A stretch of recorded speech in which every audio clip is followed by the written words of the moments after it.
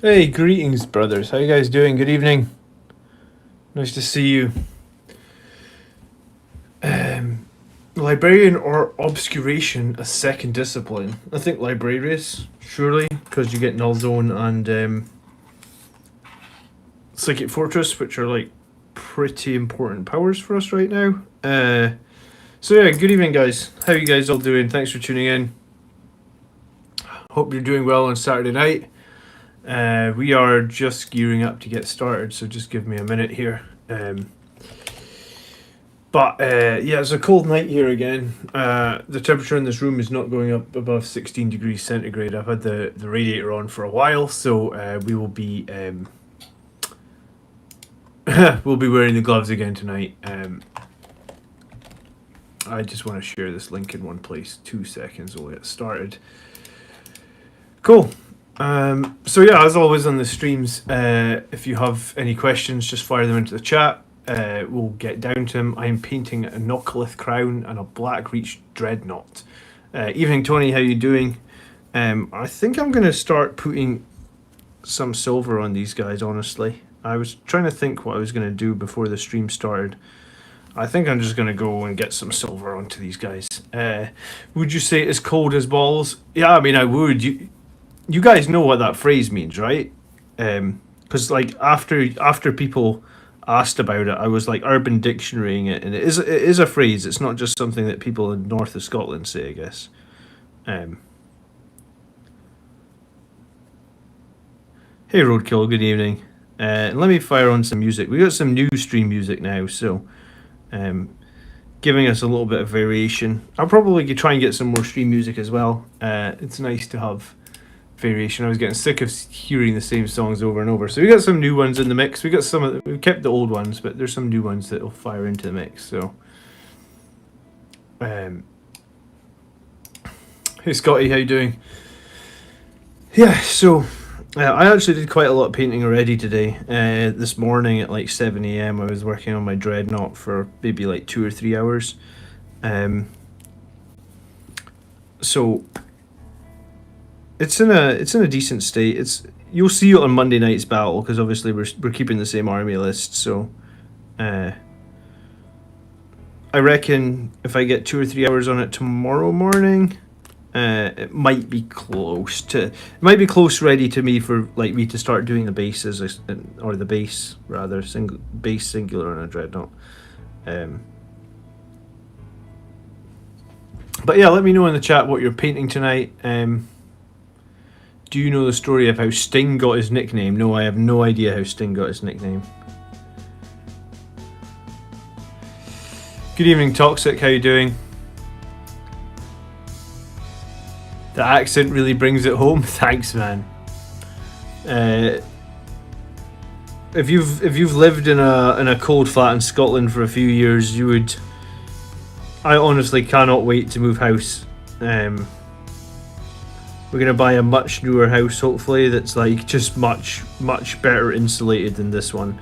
I mean, I think it would be hard to be worse insulated, honestly.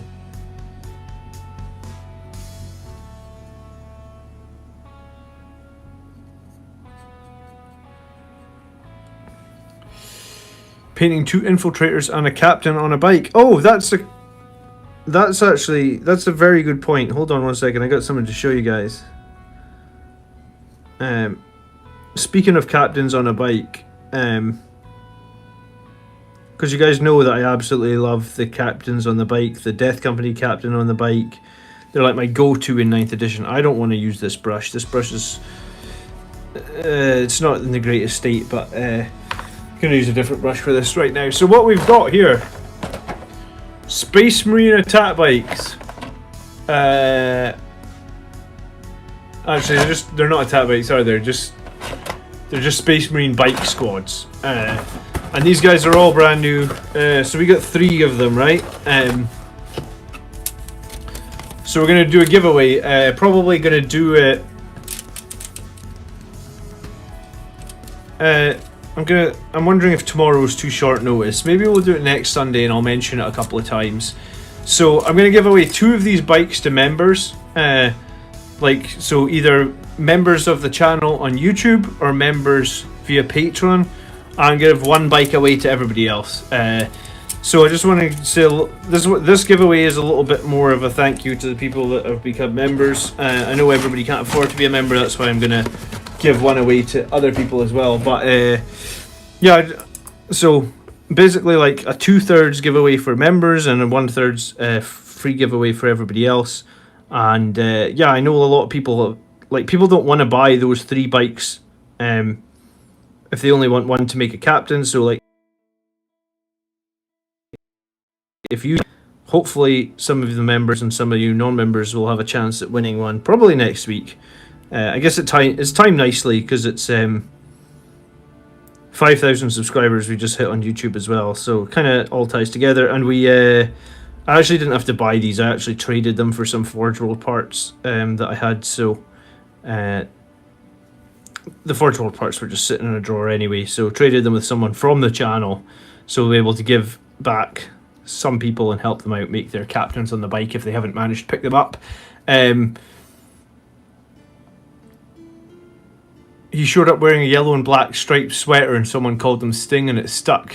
We could do something similar with your gloves. Okay. I don't know what orange and black. I don't know what animal orange and black is though. I mean, yellow and black makes sense for Sting.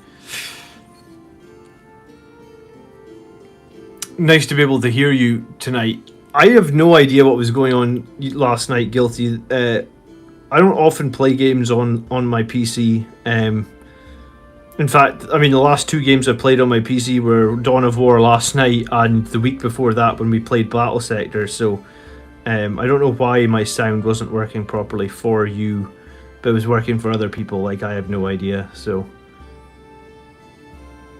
what's the ideal weapon for a captain on a bike? And good evening, Mike. How you doing? The ideal weapon, like, I think it's a Thunderhammer or the Teeth of Terra. I think both have big advantages, or both have... It depends. If you're going Gift of Foresight, I really like the Thunderhammer. You know, that one reroll wound is super clutch. It feels like I always miss with like 1 or 2, so you always get that reroll, and it feels like you always fail one of your wound rolls, so you always get that reroll as well. And the thing I like a lot about Gift of Foresight is I actually run him with an Infernal Pistol with a Thunderhammer, and being able to reroll the hit and wound on a Infernal Pistol as well is crazy strong, because we know how much damage an Infernal Pistol can do in close range now. So I seem to get crazy value out of the Infernal Pistol as well.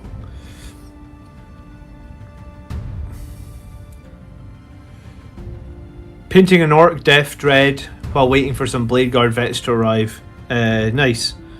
Yeah, Blade Guard vets seem to be... You know, I did a video recently on the top 10 units for Blood Angels, and I didn't include Blade Guard veterans, and then shortly after I started running this list, and like, Blade Guard veterans are like a core part of the list.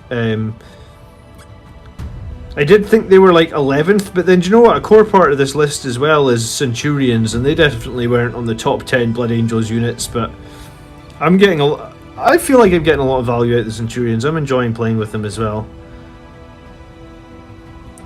They take, like, people put so much firepower into the Centurions.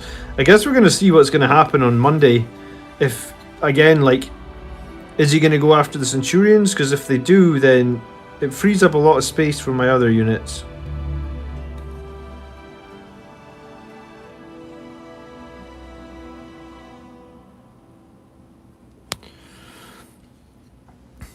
The Bengal Tiger, Garfield Tiger. Hey Chaos, good evening, how you doing? So Chaos was one of the last people to get, who won something in our last giveaway. And it took forever to arrive for some reason. I guess maybe either I think he's in Germany, and either I wrote the address wrong, or the woman in the post office here in Scotland didn't get it quite right, and it took ages to get to him in Germany. So if we do this other giveaway, no promises when they will arrive, but they'll get there eventually, I'm sure. Do you know what? This brush seems too big. Alright, I'm probably gonna I've got one brush that's too big, one brush that's too small, so I guess we're going to try the third brush. I did take out 3 brushes, actually 4 tonight. So try this third brush, and if I'm not happy, we'll move it again. Infernal Pistol over the Storm Shield. I mean, if you're going to run Gift of Foresight and you get the 1 free reroll per turn, yes, maybe. I feel like the Infernal Pistol over the Storm Shield is probably fine.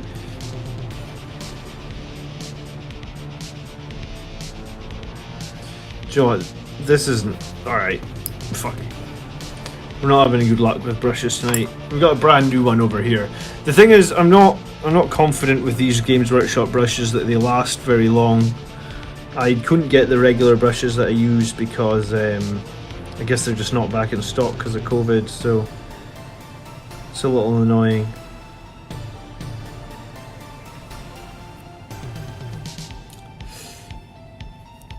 But yeah, I originally designed that character with the Storm Shield, thinking the Storm Shield was going to be the way to go. And the Storm Shield does make him crazy good against small arms fire, but like people, when you've got a character that's toughness 6, and he's got a 2+ save anyway from the Angel's Artifice, people don't tend to hit him that much with small arms fire. You know, it's kind of a bit of a waste.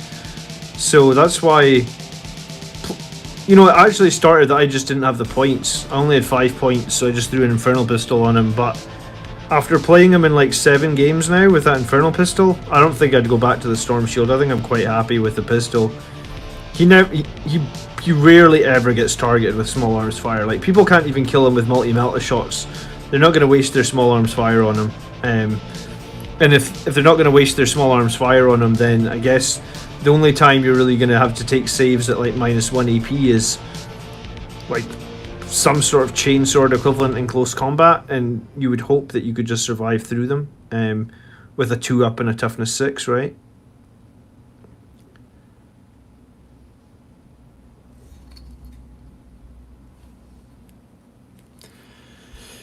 Blood Angels, Dark Angels, Dark Eldar, the Eldar.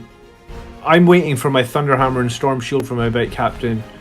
I've used an about bike and it looks rad. What do you mean by an about bike?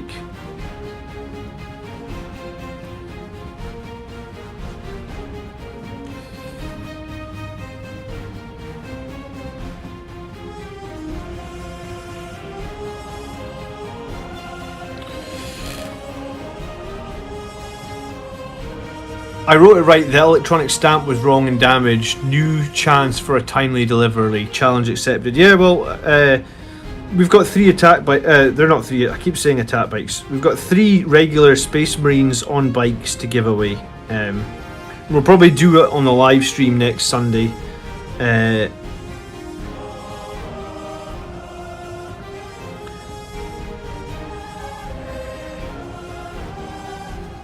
So anyone that's still struggling to get hold of a, like, you'll still need to, if you want to make it into a bike captain, you'll you know, like, it'll need to be a conversion, right? You'll need like a box of Death Company parts, or like Vanguard veteran parts, so you can give him like a Thunderhammer and all that, whatever weapons you want to arm him with.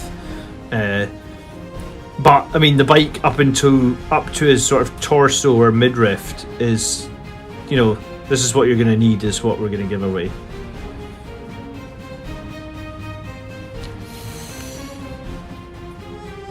What a waste of money?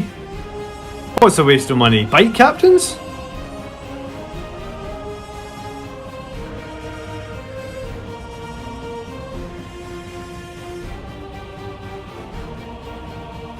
Good evening, Scott. How you doing?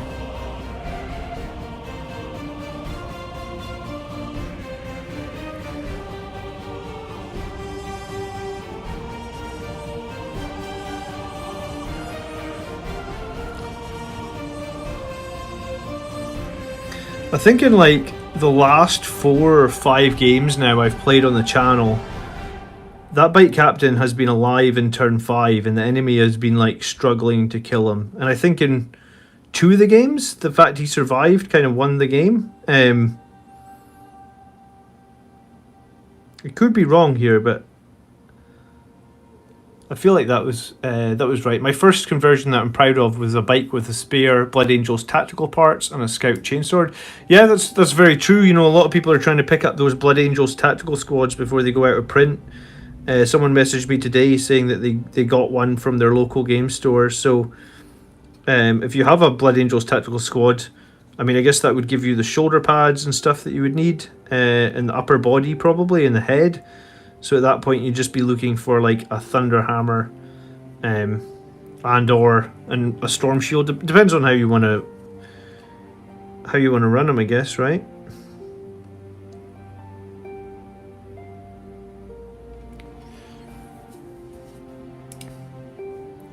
I promise if I win, I'll actually build a bike captain. I actually want someone else to win now that doesn't need a bike captain, Tony, and actually just send it to you.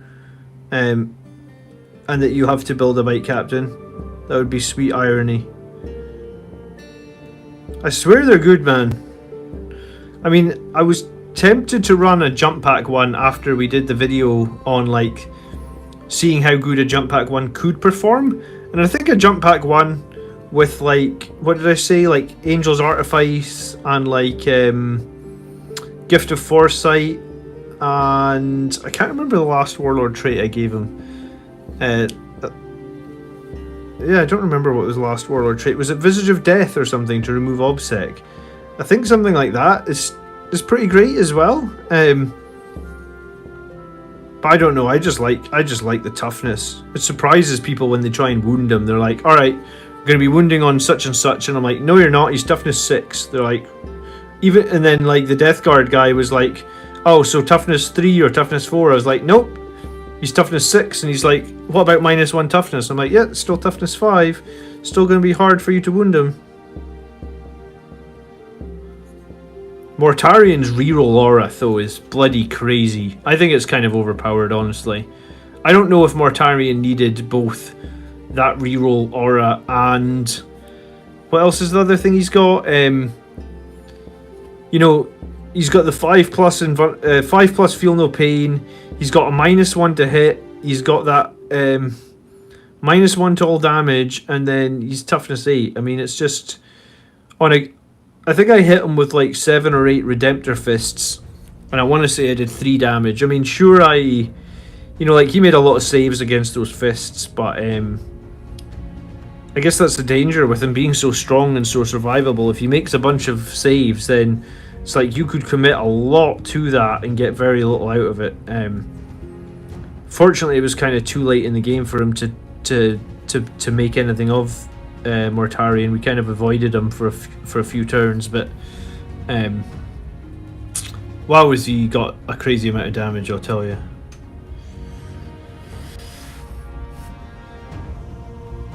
I thought I was going to have a good day. My Leviathan came today without the Siege Claw. They zeroed out the order and didn't tell me and sent me a model with 1 arm after waiting 30 days. Oh my god, that sucks, man.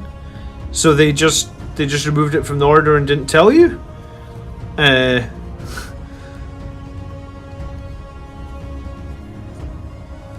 mean, Forge World are a bit specialist, so sometimes people do order weird things like 1 arm and stuff, so I guess they probably didn't even twig, but that's certainly annoying.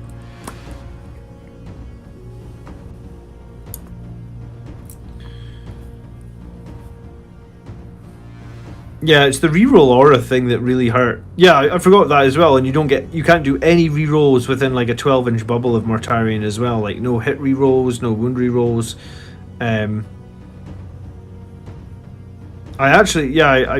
I generally thought he was very scary.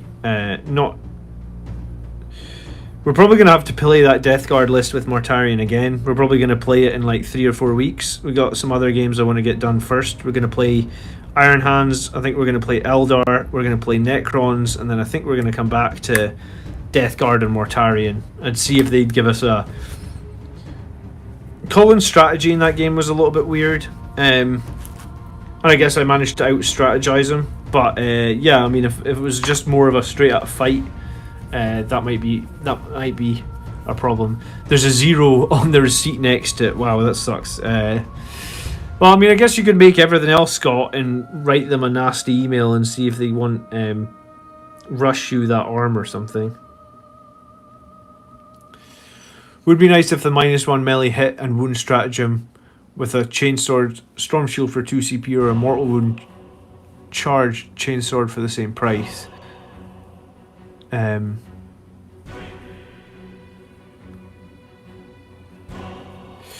Yeah, I do think that I do think that we didn't get very many. We didn't get any defensive stratagems in our codex, right? I really thought we were going to get one. I mean, I guess like probably one of the reasons that I play Bladeguard Veterans is that you can fall back on transhuman, right? But yeah, I really did think they were going to give us some sort of stratagem to make our guys. And refusal to die for me, just I know some people like refusal to die. I kind of think it's overcosted.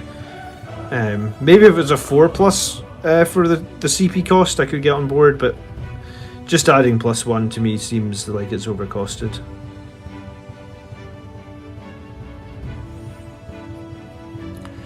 Playing an Orc Horde army Monday, he has a Mega Dread as well as some Death Copters, Onslaught or Plasma for my Redemptor.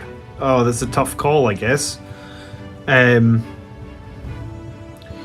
I think I did a video on the Onslaught versus the Plasma, just like a raw, which does more damage in most situations.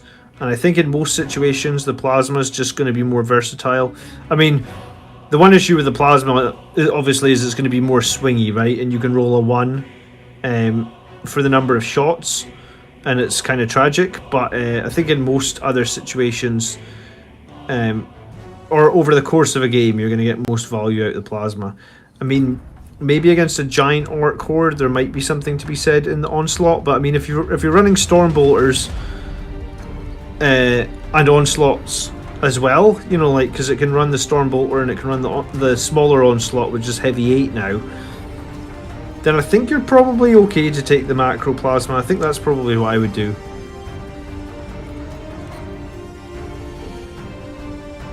Not enough things in the game that affect weapon given rerolls. Yeah, I mean, I guess. Yeah, I mean, I actually need to fully read Mortarian's rules because it was the end of the game and we kind of already won. And we had suppressed Mortarian. I think we suppressed Mortarian twice or even 3 times in that battle. Maybe it was just twice. So we kind of kept a wide berth from him and we'd suppressed him. But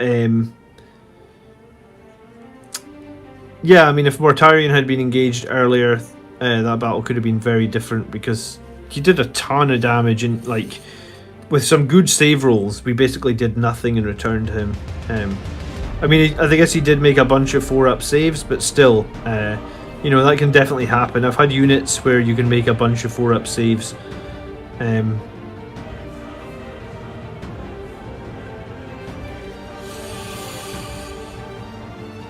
I guess you'll have to proxy something for the moment, Scott. I would ask them to reship it for free and say that, like, take a photo of the order that shows 0 on the order and ask them to reship it for free and be like, you know, what the hell is this? I obviously had it in my basket. Why did it not come? Like, try and put the blame on them, I guess. Because yeah, that's bullshit if you have to pay shipping again, and it's like totally not your fault.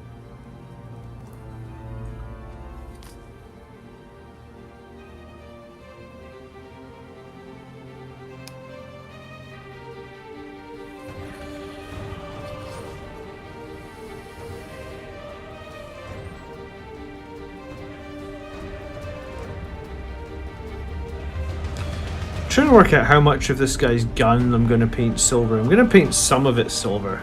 I'll probably do like this bit, I guess. I haven't painted too many of these Neo-Volkite pistols or whatever they're called, you know, so... Refusal to die is good. I mean, I don't rate it. I did put it on the top 20 video that we did this week, but I kind of put it there reluctantly. I really think Death Company should have a better, you know, like we were almost the faction that they introduced Feel No Pain for with those Death Company, and the fact it's only a 6+ is I feel is weak, you know, especially because you can literally get that from the priest now. And then, yeah, the CP cost for making it up to 5s is... If it was 4s, I'd be okay with the CP cost. And I mean, I have played it myself at the current CP cost. I just don't think it's as good value as some of the other stratagems that we can use. Maybe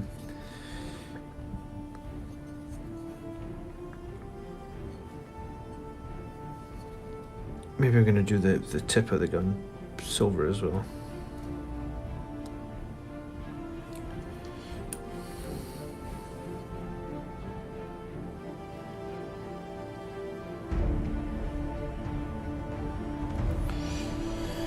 Angel Sacrifice is kind of a defensive stratagem. Yeah, I mean, Angel Sacrifice certainly is a defensive stratagem. I mean, I guess you're right. You could use Angel Sacrifice against someone like Mortarion, and you could make him waste a turn in combat. But you are sort of, I was going to say, you know, like your character's not going to survive. I mean, Mortarion can get 21 attacks with his. I can't remember. He can when he attacks, he can either attack with like a D3 weapon or like a 1 damage weapon, but you can make 3 times the amount of attacks. So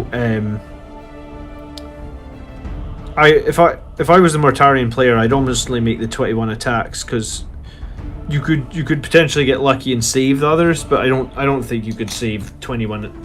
I don't think any of our characters could save against 21 wounds. Even if we had that Storm Shield on the Toughness 6 character, I still think he's going to die. It's because you need to be running larger Death Company units. But, I mean, as a larger unit, Rezio, right, you have to pay more CP to use it, right? So is it not just kind of the same? Because I think it's if there's over 5 Death Company, it costs 2 CP, right? I mean, maybe it feels more valuable because you're making more dice rolls because it's a bigger unit, but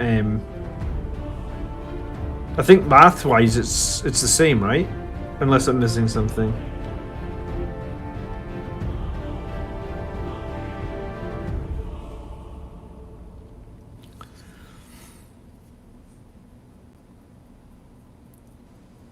Put the blame on them and never back down. Be annoying, dude. They wake up and dread the thought of going in to deal with you for another order.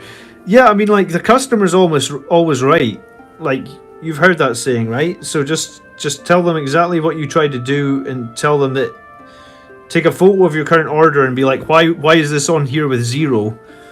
It would make no sense for you to have it on 0 if, you know, like, it wouldn't appear in your basket. Like, you can't order something with a 0 quantity.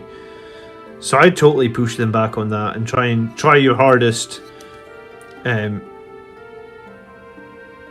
mean, be nice and be straight with them, but try your hardest. I think you could probably get the other part shipped out. You probably have to pay for the other part, but you could probably get it shipped out for free or something. I really think refusing to die useful comes down to entirely on how you use it and how you use the Death Company. Yeah, I mean, you're probably right. If people you play against know that you're quite happy to throw CP at refusal to die, and you're going to jump in a giant Death Company with Forlorn Fury early in the game, you're probably right. You're probably gonna see quite a bit of value on that. I just don't use my Death Company like that. In fact, at the moment, I don't use Death Company at all. So I guess there's the first problem with me giving advice on that strat. But I know a lot of people do like that strat, so that's why I included it on the top 25.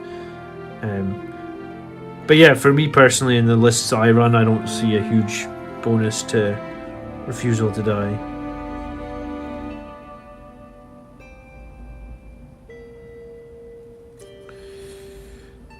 I saw someone's comment today on one of the other 40k groups saying that Primaris Space Marines killed the game for him, and I was like, dude, have you actually tried Primaris, or did you just you just decided that you don't want to play anymore because they introduced new Marines. I mean, they were always going to introduce new Marine models, right? Like, Marines are the biggest faction, so if we didn't get Primaris Marines, there's going to be new types of Marines. Like, they're not going to stop making Marines, ever, I would imagine. So if you don't like Primaris Marines, like, I don't get it. I just feel like you'd have to get on board with them making new Marines at some point. Because you know, if the Marines are the biggest range, that'd be like saying to like the biggest manufacturer of cars, you know, everybody really likes this car, but you're never allowed to change it, you're never allowed to upgrade it, you know, you just have to make the same car forever. And then like they would go out of stock because no one wants a 10-year-old, 15-year-old car anymore. It's just the same thing, I think. So when someone said, you know, like Primaris Space Marines killed the game for them, I'm like, I don't get it. I mean, it's not, you know, I think they've actually been pretty generous at giving all the Firstborn rules and stuff. You know, like, we didn't lose anything. Like, our Codex is... I say our Codex. The Space Marine Codex is jam-packed with units. If you compare the Space Marine Codex to some of the other factions, we probably have, like, 4 or 5 times the number of units, right? Like, we got so many options. And yeah, sure, they're not all going to be competitive options, but just the fact that we have all those options is I think, is actually really decent.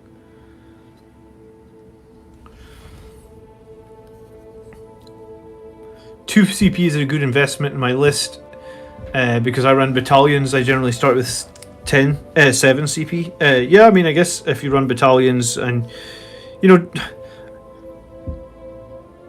I think it's the same as Forlorn Fury. If you think you get value out of it, then don't let me tell you that you don't. Just personally, I don't see... I guess in my lists, I just don't see a huge value in Refusal to Die, but... You know, everyone's playing slightly different lists, everyone's playing slightly different, so, I mean, I guess it's just the way it is. Good evening, Robert, how you doing? To be fair, I don't plan on using Refusal to Die every game just when the situation calls for it to make my opponent work way harder. Are the Blade Guard going to have red helmets or gold helmets?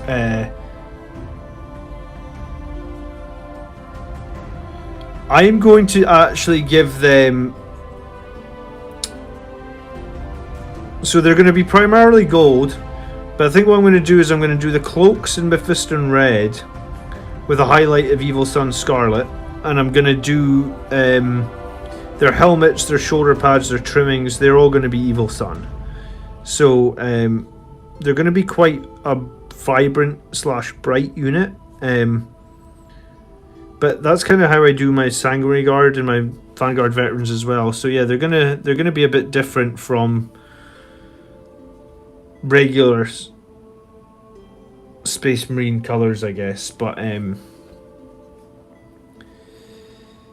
I don't know. I think the reason I started doing these guys gold is I think I just painted I just finished a squad of intercessors 10-man, a squad of assault intercessors 10-man, and a squad of infiltrators 10-man. So I just painted 30 red Marines in a row, and like I was just like, I try and never get burnt out or let any sort of motivation get on me. So like I'm just always painting. So sometimes to be able to do that, like I need to switch things up. And I was like, right, I'm gonna just do these Blade Guards in gold. And if you actually read the Codex, or if you read the supplement, actually, no, it's actually this Codex Space Marines. So Codex Space Marines says Blade Guard veterans are part of First Company, right? Which is a little bit confusing because, I mean, maybe someone in chat will correct me, but I thought First Company were Terminators only. At least in the Blood Angels Codex, I believe the First Company are Terminators.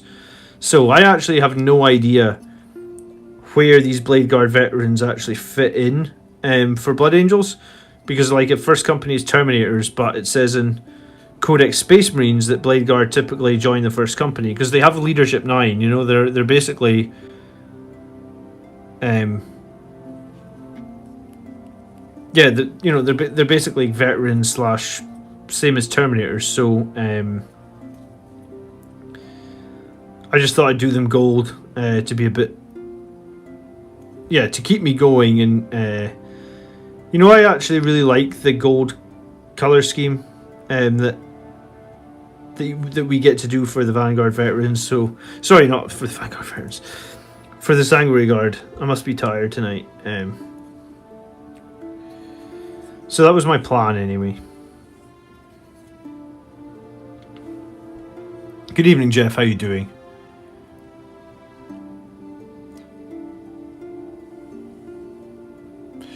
Hey, Mike. Nice to see you. Tell me, Mike, did you order yourself a battle mat then? Because if anyone was thinking of buying one of those mats from JW Gaming, it was Mike that was like telling me, go speak to the guy and get a discount code. So there's a discount code over in the community page. If you want a mat from JW Gaming, you get 10% off. I don't know how long that discount code will last, but it's there right now. So, and do you know what? I've got another one that we're going to be using on Monday here. So like, you know, the mat is cut to the right size. It comes in a nice bag or whatever, so like you can carry it about easily. And I guess you'll see the mat that I bought is called the Temple mat. So it's like a green foresty one that looks like there was like some sort of ancient temple on it. So we're probably going to use that on Monday night. So if you want to check out that mat and get some, or if you want to check out the mats from JW Gaming and get some money off, then there is a code there. And anytime I can get people to give us discount codes, I'll just share them with you guys. It's actually crazy, because normally if you go to a company and say like, hey, I want a discount on your product, they're just like, yeah, you know, no, you don't get discount, right? But if you go to them with a YouTube channel with like 5,000 subscribers and say you're interested in it and you want to share it with your subscribers, they're just like, yeah, sure, we'll do you a discount code, no problem.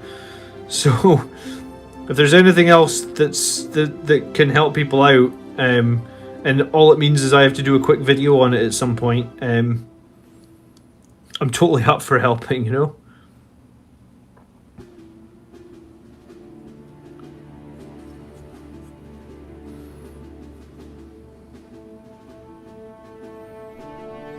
I like how all these guys got iron halos as well. You got yours ordered. Mike, nice. What one did you go for then? Just finished up a tactical squad in yellow. An AB making painting yellow so much easier. Yeah, I mean, I don't actually hate the Games Workshop yellow too much. I feel like you get decent coverage with a couple of coats, but Dark Angel's first company is Terminators. The first company still has Stern Guards and Vanguard veterans. I put the first company skull on their shoulder pad. First company, I believe, is made up of veterans, and most firstborn veterans would have Crux Terminatus. Yeah, I mean, okay, so maybe I'm reading into it a little bit too much with the Blade Guards and not. I guess yes, they probably can be part of first company, but yeah, I mean, I guess they're just gold now. I don't know. I've made them gold. They're gonna be gold. Hopefully they look good when they're finished. Cheers again, says Mike. No, you're welcome. I'm glad that we managed to get a discount code for the mats. And yeah, I mean, the mat that we're using at the moment, the lava one, is pretty dope actually. You know, it was better than I thought it was going to be, because I thought it was going to be really dark. And I thought it wouldn't show up very well on the stream, but it actually shows up great. So I think the temple one will probably show up great as well. And then maybe in a couple of months we'll get, we'll just keep getting them. I'm a creature of habit, so if I find a website or a store or something that does like good quality products, I always just go back there.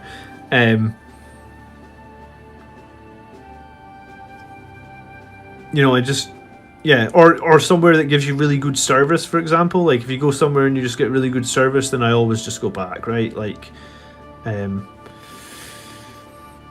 I play Space Wolves often. Any suggestion for dealing with 5 model unit of Thunder Wolves with Storm Shields and Thunder Hammers? Yeah, I mean,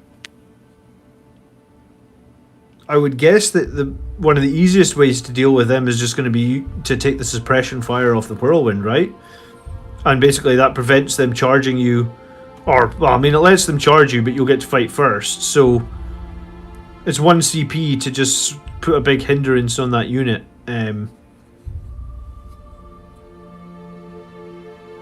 if that unit's supposed to be controlling the midfield or something, if you're always going to get to fight first against it, that could be a pretty big advantage, I would have thought.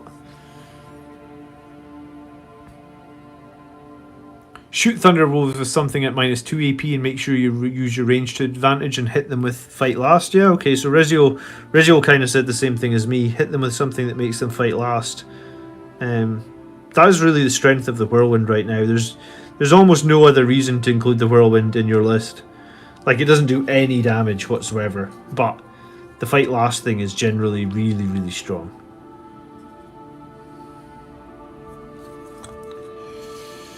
Which supplier is this? What discount can you get? It's in the video description. It's called JW Gaming, or JW. I think I link it under mats, quality gaming mats or something.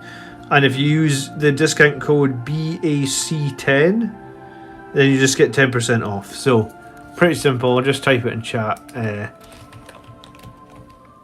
I'll put the link in there as well.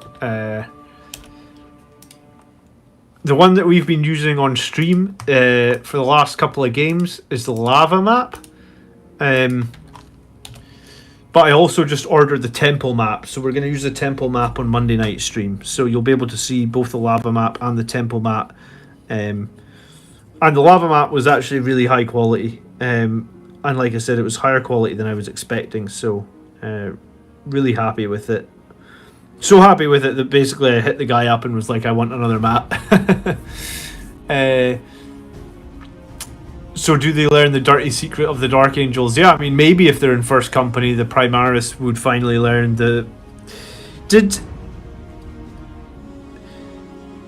Right.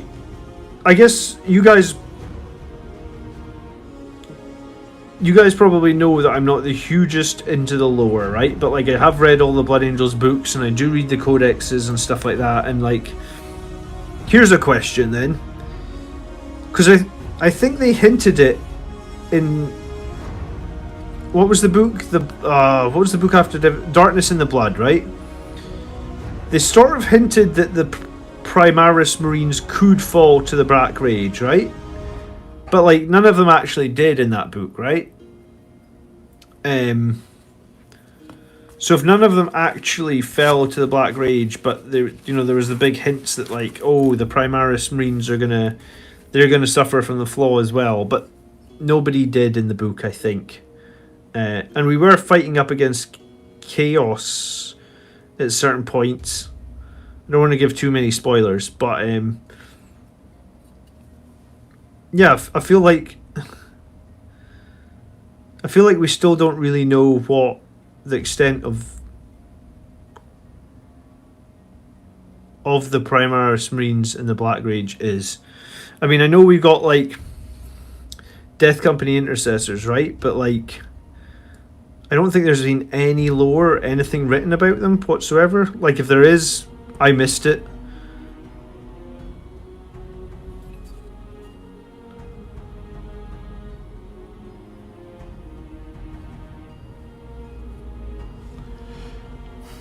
Yeah, because a whole squad fit. Was it a new squad? I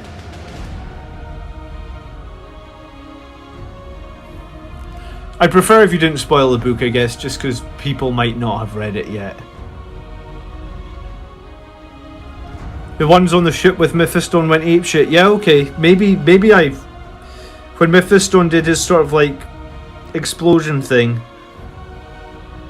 Let's not go into any more spoilers then. But yeah, they must have not meant. I feel like that's a topic that needs to get a bit like. Mind you, I haven't read that new Lamarta's book not Lamarta's, Astroth book that just came out. I don't know when we're going to get the paperback release of that. What is Games Workshop's sort of Like, how quickly after the collector's edition do they put out the regular paperback? Like, is it sort of a 6-month thing, or because I guess that was on order like early in November or something, right?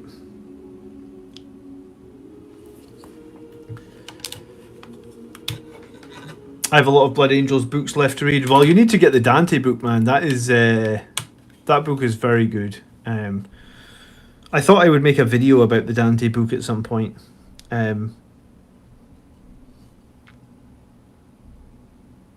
It's sort of, yeah, I mean, I don't know. That book kicked off a really good series, and it just feels like we could use a lot more books in that series. I don't know. I mean, I'm guessing they're writing them slowly, but I'd prefer that if they accelerated and get some more of them out.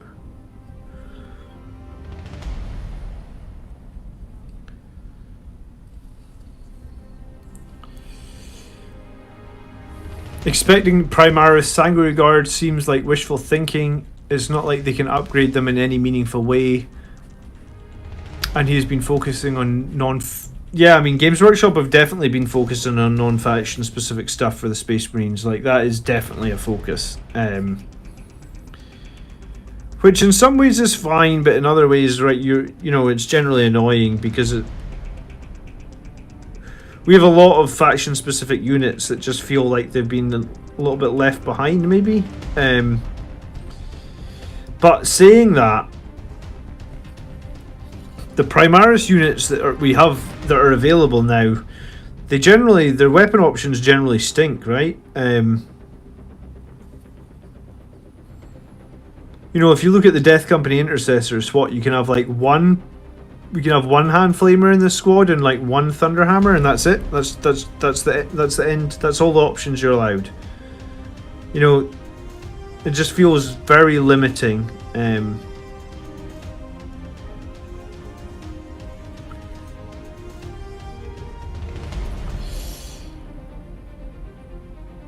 I can't find a physical copy of the Dante book that doesn't seem to cost $1 jillion. Yeah, do you know what? I actually looked for the Dante book myself, Jeff, because I have Dante on Audible, and while I really enjoyed it on Audible, I was wanting to pick up the book, and you're right, I don't think you'll find a new one anyway. Like, it doesn't seem like there's any new ones kicking around anymore. Devastation of Baal is amazing. Yeah, that was a great book. I think all three in the newer series, Dante, Devastation of Baal, Darkness in the Blood, I think all three were very good. Maybe Darkness in the Blood was a little bit weaker compared to the other two, but still, I think it advances the story and sets us up for a very exciting future, I hope.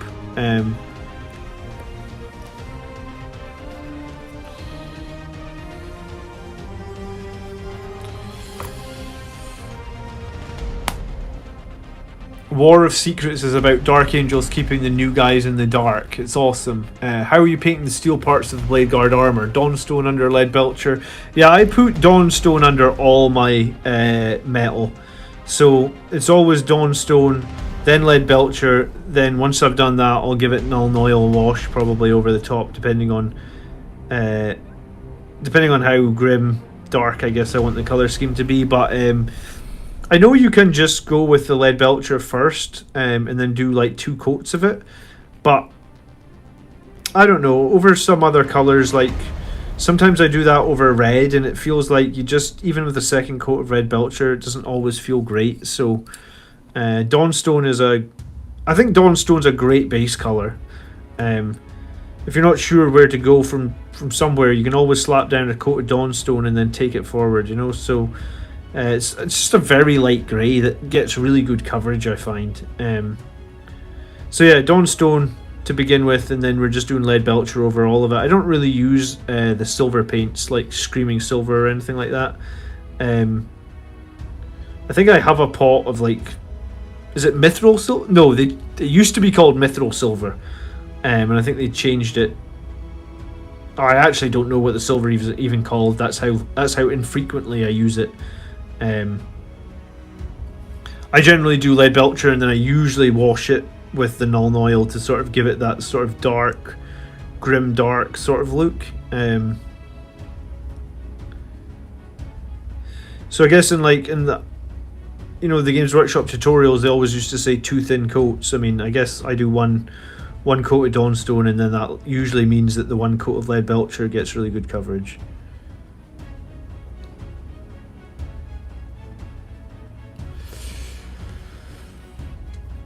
Oh, I hate that crap that Phil Key writes. He doesn't understand Dark Angels. Do you know what? I haven't read any Dark Angels novels. The last time I had some literature on the Dark Angels was like Codex that I had in 2nd edition, I think, where it was like the Blood Angels and the Dark Angels shared a Codex. It was called Codex Angels of Death, I believe. So, I mean, I know about the secret and and that's about it for Dark Angels lore-wise.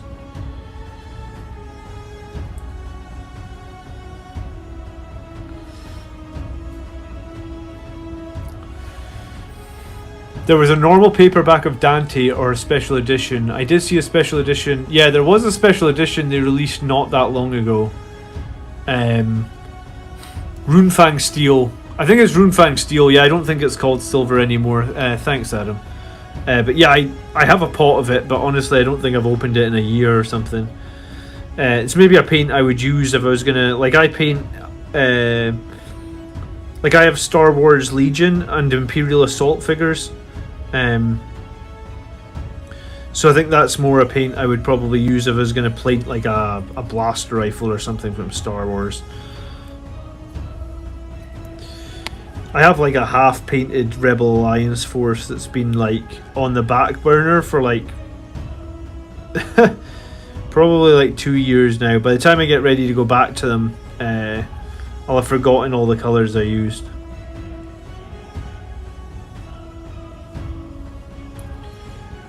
I wish I'd done Dawnstone technique on my models. I mean, you live and you learn, man.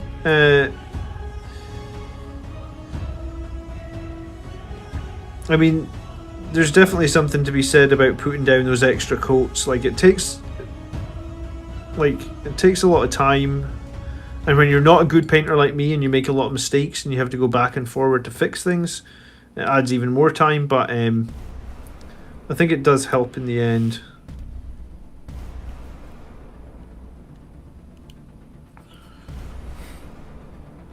I finished painting Imperial... So, do you just have the base game of Imperial Assault, or you got the expansions as well? Because I got a bunch of Imperial Assault expansions that need painted as well. So, yeah, it's not... For me, it's not just the base game.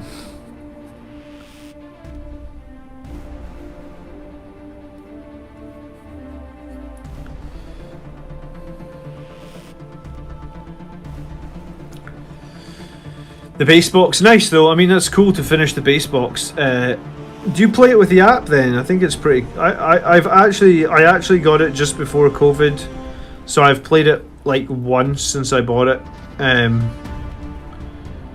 But I'm hoping to get to play it more, and yeah, I don't know when, but hopefully more.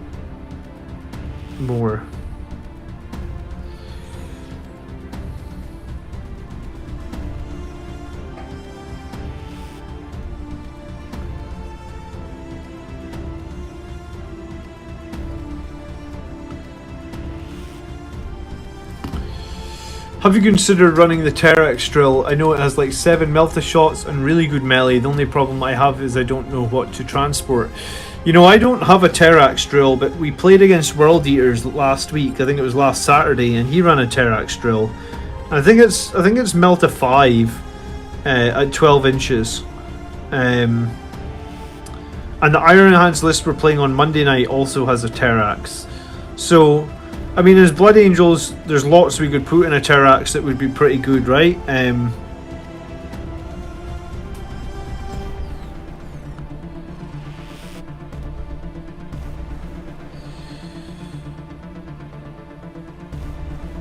But it's a lot of points. Like, it's 180 points, I think. If I was going to run a Terax, I'd probably put something like a small death company in it, maybe, and something that lets them get like a reroll on their charge.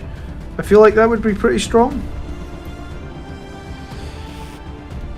I mean, or you could do the dreaded Vanguard Vets with the Lightning Claws and be super flavor of the month, right? That's what everybody's running. But I mean, it is generally very strong as well, so...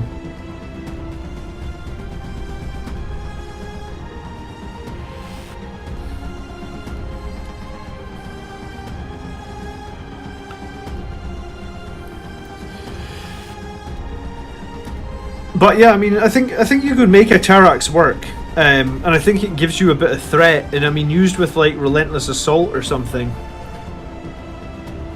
I think it could be generally pretty good. But I've got this list that I really actually like a lot, and just before everyone in the chat goes on at me about a win streak. The list that I've got that I really like is on a 6-game win streak on the stream, and there is a bit of pressure playing on the stream, right? Because like the other night or last week when we were playing on the stream, there's 71 people watching at one point. So I mean, maybe that doesn't sound like a lot of people, but like it's the channel's all Blood Angels players, right? So it's 71 Blood Angels players that know all the stratagems, that know all the tactics, know all the strengths of the units, and they're probably, like, I was going to say, maybe it's easier for people to just sit and watch and think like, oh, what the hell is John doing there? I would have done this and that would have played better. And so I sometimes feel a bit of pressure on the stream to like, I also don't want to let you guys down, right? Because part of it is like, I come on every week on Fridays to tell you guys like, these are the things that are strong right now. And these are the things that I'm using that will help win games. And then, like, if I'm just going to get beaten on my own stream, then it's like, why the hell would you guys even want to listen to me, right? So, yeah, the list I have at the moment, I don't have room for a Terax, and I actually really like the list, and I'm painting desperately because I think there's an improvement I can make to the list as well. So I think if the list is going to potentially be able to get, like, quite a lot of wins, right? Like, in the region of, like, a 10-game win streak on this list, and we can make it a little bit stronger as well. Like, I think I'm building it to be a tournament list. Like, I've already got a ticket for a tournament in November, I guess. So we'll see. Maybe my list is going to come. Maybe my current iteration of my list is going to change a little bit, and we're going to take it to a tournament. But yeah, so I got a lot to paint, and yeah, right now like I said, I don't think the Terex is bad. I just don't think I have it as a priority right now. Greetings, Commander. Do you think it's better value to get the Space Hulk Hero series, or should I just buy the Space Hulk box for the Terminators and give my friends the Tyranids? I don't think you can... If you can find the Space Hulk box for, like, in a store at retail, then by all means buy it. But I think you're going to have to buy the Space Hulk box... on eBay at like 2 or 3 times markup, right? I could be wrong. So probably the best way to do it is to buy the Space Marine Heroes, and but I mean, if there's somewhere you can get the box, then I mean, by all means go for it. But I don't think you can get it anymore. I think it's been pretty sold out for a while, and I think on eBay you probably have to pay 2 or 3 times retail.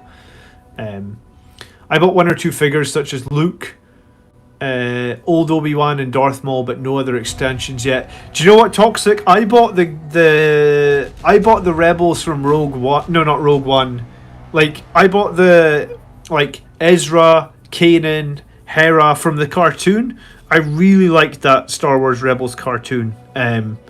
So those are the ones that I bought for my. So I really want to paint those at some point. I don't know if I'm good enough painter yet to do them justice, but I do want to paint the little. I guess they're just called Rebels, but they're like the 5 Rebels from the cartoon TV show. Because honestly, I prefer that new Star Wars Rebels cartoon to the actual new movies. You guys probably see, like, I have an Empire Strikes Back poster in this room. When I get my new house, I'm going to replace it with a Blood Angels poster for sure. I just haven't bothered yet, but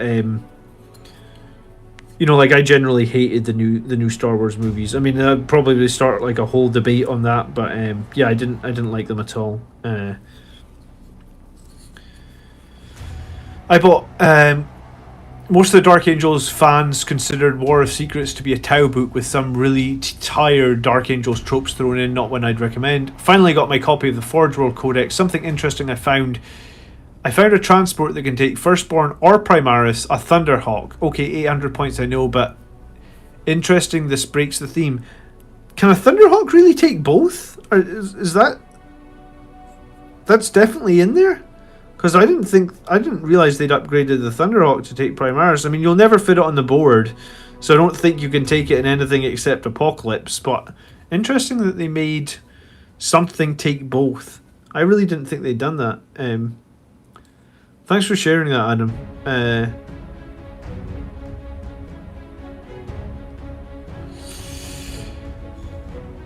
For the good Dark Angels, Blood Angels awesomeness, check out the Imperium Secundus story in the Horus Heresy. Greetings, Marcel, how you doing? Win streak confirmed, take a shot. Chat, yeah, waiting for chat to take a shot on the win streak. Gitly, let's do it. I'm going to extend that win streak on Monday, I tell you. There's no way I'm letting him beat me with that super heavy tank on the Iron Hands. I don't know how I'm gonna play the Iron Hands game, but I just know that like I'm gonna try super hard to win it. Like, I do not want to get beat by a super heavy tank, considering I was beating everybody with a super heavy tank like last year. I just want to make sure that we counter it, and I haven't decided. Like, I'm either gonna go all like the tank is 90% of his damage, so it might be worth just going all in on the tank, taking the tank out, and then, you know, mopping up the rest of his forces. But we'll see, I guess. It'll be an interesting game for sure.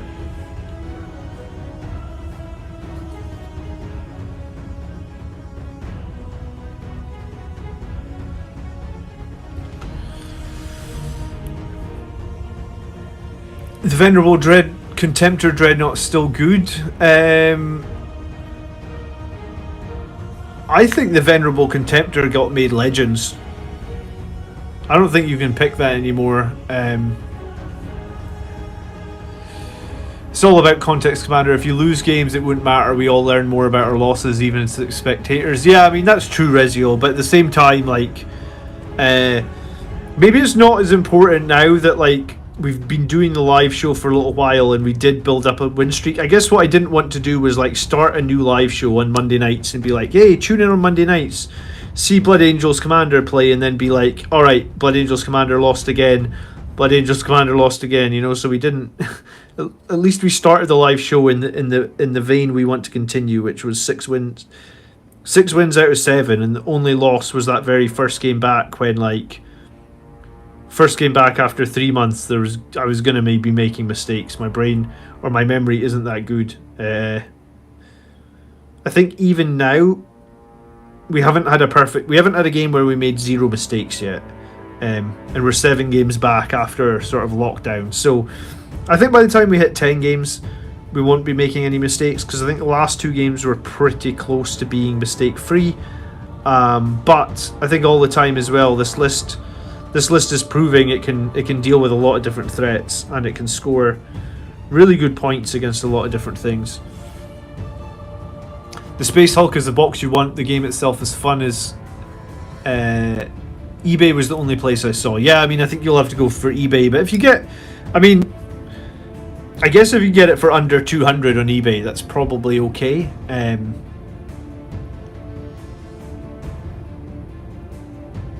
I'm going to buy one when I make a £450 commission painting as a reward.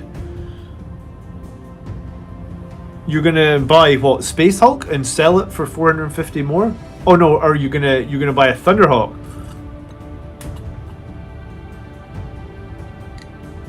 Oh wow, so it can take Primaris Bikers and everything? What tank are you going against? It's the Strayus tank that we're fighting against on Monday. Brand new in box on eBay is 350 plus shipping. Yeah, so that's what I was saying. If you can get it for 200 on eBay, that's probably pretty good. 350 is probably going to be more realistic. It's been out of print now for like, what, 4 or 5 years or something? So you're not going to find a copy of it brand new in box super cheap, I would guess. So money dependent, it may be better to go for some of the You know, you could probably buy like a squad of Blood Angels Assault Terminators, because that's a pretty cool box. You get some great like custom Blood Angel shoulder pads and all that in there, and then maybe buy just like a couple of the blind boxes and like get a decent looking squad of Terminators for like under $100. That's maybe what I would do. I mean, that's kind of what I have done actually, because I did buy 2 or 3 of the blind boxes. I think I literally had one just over here. I can't see it right now, but I did have one.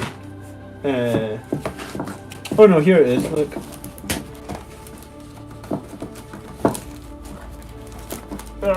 Come on. Yeah. So I bought this one. And I got a few different guys inside. I don't know actually if there was 9 to collect. Yeah. I think they all came with individual cards. Maybe I have the... Oh yeah, they came with individual cards. So I bought the Blood Angels... I bought the Blood Angels Terminators and then just like picked up some of these random ones. Brother Dario. Brother Aramis. I mean, these guys actually don't even have Blood Angels shoulder pads, right? Because I guess they could be used for... Yes, I guess like if you really want... If you got the money to spend, I guess the Terminators from the Space Marine set's probably going to be your best bet, but you could do it a lot cheaper, and I think they'd still look fairly decent cheap if you went cheaper.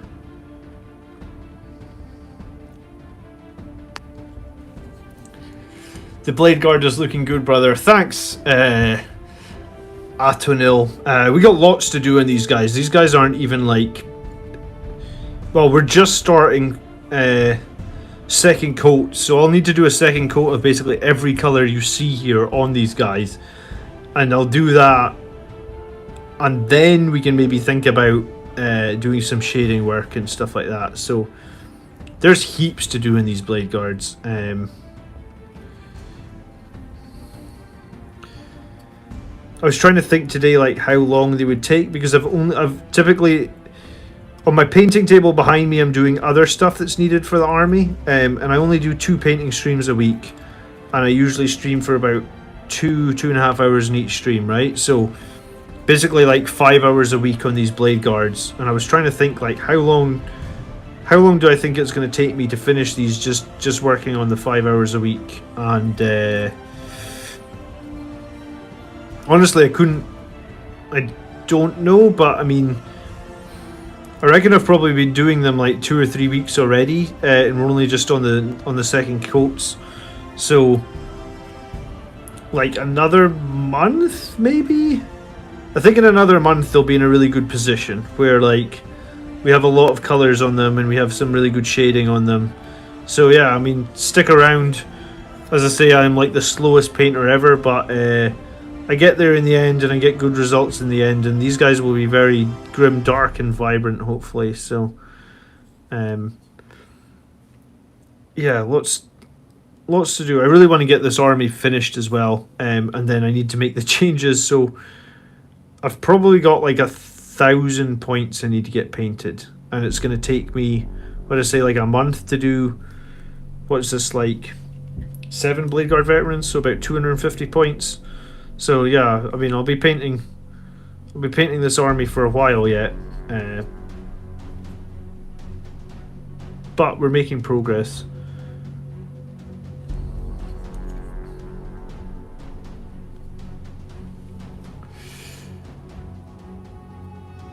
You've mentioned the win streak more than hitting 5,000 subscribers. Yeah, I mean, I've had a really funny day, or I've had a really funny few days on subscribers, right? Like the weirdest thing I've ever had, right? I wouldn't say I obsess about the number of subscribers that I have, but like I do check it like a lot, right? So I want to say that like I check the number of subscribers the channel has, let's say 4 times a day or something, right? It's a lot. Like I check it in the morning when I wake up, I check it in bed because I like to know like what I made overnight, because like I always make a few subscribers overnight, and I guess it's like subscribers while you sleep or something. So I like checking it when I go to bed, and then maybe I check it at lunchtime, and maybe I check it like after my day of work or something. And because I check it like 4 times a day, I know when people unsubscribe, right? Because your number goes down, right? And I want to say that, like, at the beginning, when you're a brand new channel and people unsubscribe, it can be very disheartening, you know, because it's like you worked really hard, you spent all week doing a video, you got 2 new subscribers, and then someone unsubscribed, and you're like, oh my god, you know, and it can be very disheartening. I mean, it's not so disheartening now for me, like, that I have a lot, but you do still notice them, you know, like, because you maybe check in the morning, let's say in the morning you had 4,900, and then you check at lunchtime and it's gone down by 1 or 2. You're like, oh damn it, you know, and you always like wonder to yourself, like, did I put up a bad video? Was one of my streams boring? Like, why did people want to unsubscribe?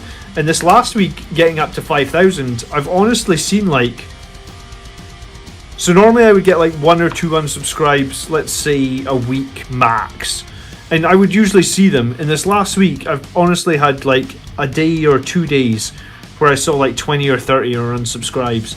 So I don't know if something's going on with YouTube or if they were literally trolling me, but I've never seen so many unsubscribes in my life on YouTube. So we finally made it to 5,000, but for a few minutes there I was like, what the hell is going on? Like, every day we're seeing like 10 unsubscribes. I'm like, did I suddenly do something that people no longer care about? Yeah, but we got there, and I don't know if you were here earlier. I don't think you tuned in at the very start, Adam. I've got a box here of 3... Where is it? 3 Space Marine bikes.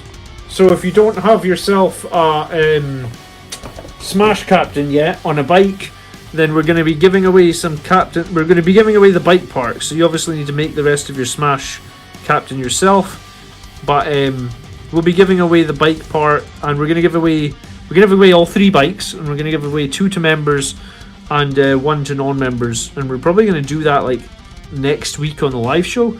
So I'll figure out how I'm giving them away, and we'll get a post up or something this week, and I'll share it in Discord and Facebook and that, so no one will miss it.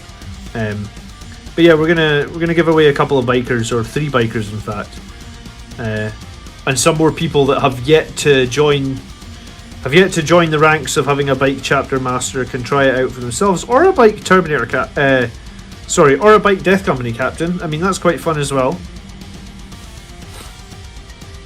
Are all your Blade Guard from Indomitus or using multi-parts? No, they're all the Indomitus ones. I mean, this one is the Indomitus Lieutenant, right? Just with like a Sanguinary Priest head put on. And these other ones, this one in particular, I cut off the Indomitus shoulder pad, and like I said, I had some of those Blood Angels Terminator shoulder pads, so that's what that is. That's a Blood Angels Terminator shoulder pad. So I put on some Terminator shoulder pads that I had lying around, because I thought they fit the Blade Guard pretty nicely. But yeah, these are all the Indomitus kits. I had basically 2.5 boxes of Indomitus. I traded some pieces around, and fortunately I know a Necron player, and I managed to jump in quickly and be like, hey, are you getting Indomitus, you know, and got a pretty favourable trade. So the Straeus has void shields, basically need to cause 6 damage before it can even start to damage the tank itself, and wounds don't carry over, so 6 multi-melt damage only takes down 1 shield. Yeah, I mean,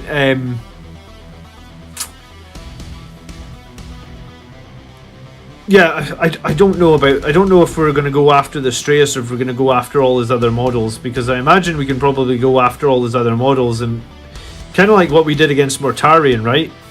Where Mortarion was still alive at the end of the game, pretty much unwounded, but he lost the game by like 20 victory points. So we might do something similar against... We'll have to see what the deployments look like. We'll have to see what the map is.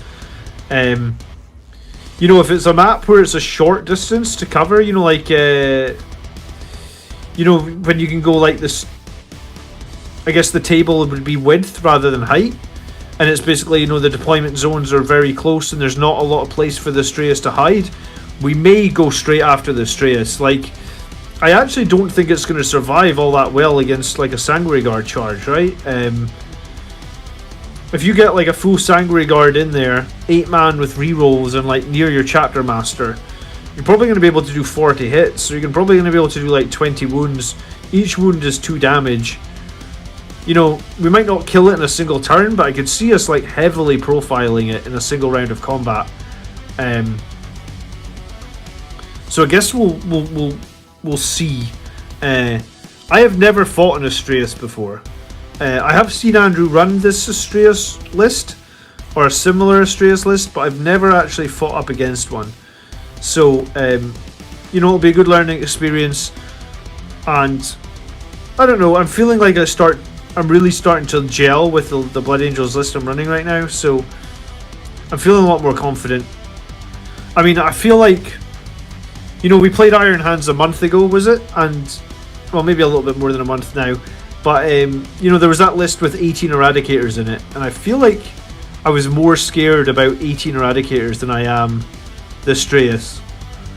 Because 18 Eradicators is just a phenomenal amount of multi-melta shots. Like, I think we worked out there was 44 multi-melta shots per turn. Maybe it's YouTube clearing bot accounts. Yeah, maybe there were some bots. Maybe they heard the new background music playlist. Yeah, do you not like this track? Some of these tracks are quite high tempo, actually, right? I'm supposed to have. Or you lost subs because YouTube just removed the accounts of those who you've lost to the Black Rage. Yeah, maybe we lost some subscribers to the Black Rage and YouTube removed them. That's what we'll say happened. But yeah, I don't know what happened. I figured they were just trolling me. They were like, no, you're not going to get to 5,000 subscribers, because I think I went up to like 499 and then it went down to like 497, then it went back to 499, then it went down again, and I was just like, oh my god, like, what is going on here? Some of these shoulder pads are so close to their backpacks, that's so difficult to paint that. I mean, I don't do sub-assemblies, so it can make some of the painting pretty difficult.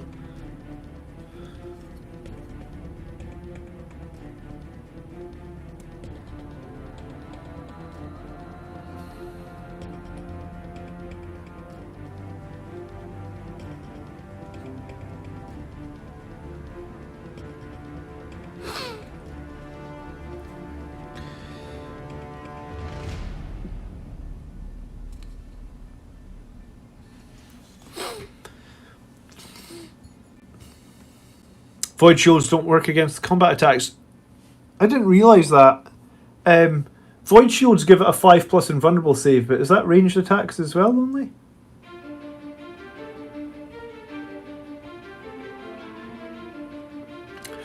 Yeah, I mean, there is a Tech Marine there, and the Tech Marine's probably going to put Ironstone on the Astraeus, so the Tech Marine needs to die first, right? Because Ironstone is basically duty eternal for the Astraeus. So I have to kill the Tech Marine with something, and have to kill the Tech Marine before I attack the tank. Otherwise, all the damage to the tank is -1. So shooting the tank isn't going to be the most effective thing, period. So probably I'm going to just use my shooting to clear as much of other stuff as I can off the board, and then if we can get, you know, if we can get rid of the Tech Marine, I was going to say, if the Centurions get in on the tank, the Centurions can probably... What is it? Centurions get 16 attacks, hitting on 3s. So that would be like 11 hits, wounding on 2s, so it's about 10 saves. If it's got no invulnerable save, the Centurions' drills are -5. So the Centurions will kill the tank from full health in a single turn. So, I mean, getting the Centurions in will be tricky, because they're slow as crap. But,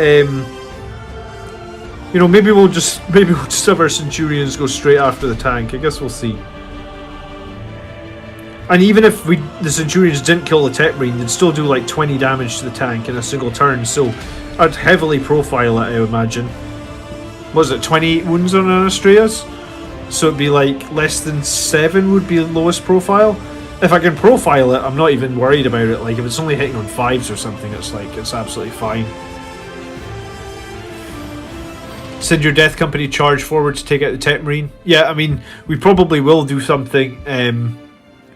We probably will do something like a character will just go after the Tech Marine, either the Death Company character or the Chapter Master. One of them will just make sure that like #1 target is the Tech Marine. It'll really depend on terrain as well, right? Like if I can get across half the board and be obscured, because the thing about having a giant tank like that is, and I know this because I played a list, or I played that list with my giant tank, right? And the thing about having a giant tank is you're always limited on where it can move, and also dependent on terrain. Like if I can get the Sanguinary Guard forward for like 1 turn or something, be completely obscured, so he has no way of shooting at them with the Astreus, then nothing else in that list is gonna. I mean, he's got the Terrax, sure, but the Terrax is unlikely to be on the board early game, right? Surely he's deep striking the Terrax. So, and even then, if he's not deep striking the Terrax, it's AP 0 on its Volkites, and its mouth is only a 12-inch range, so the chances of that being able to shoot me are pretty slim. So, if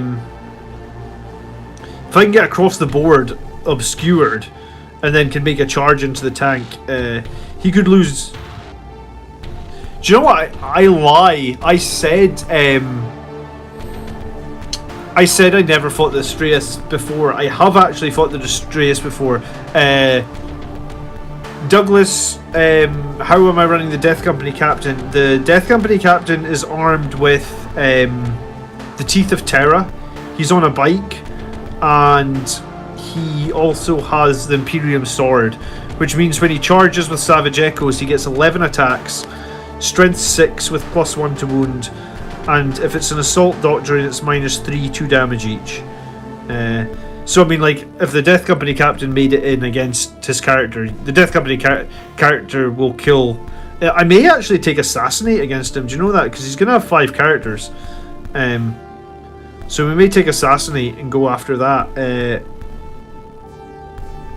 But yeah, let me tell you about the Astreus, because I remember now, I fought it before, and it was disgusting when I fought it before, because I fought it before with 8th edition Smash Captain, and my 8th edition Smash Captain had a 4 damage Thunderhammer, and I want to say that he was part of the Death Company as well, so he had like 8 attacks, so it was like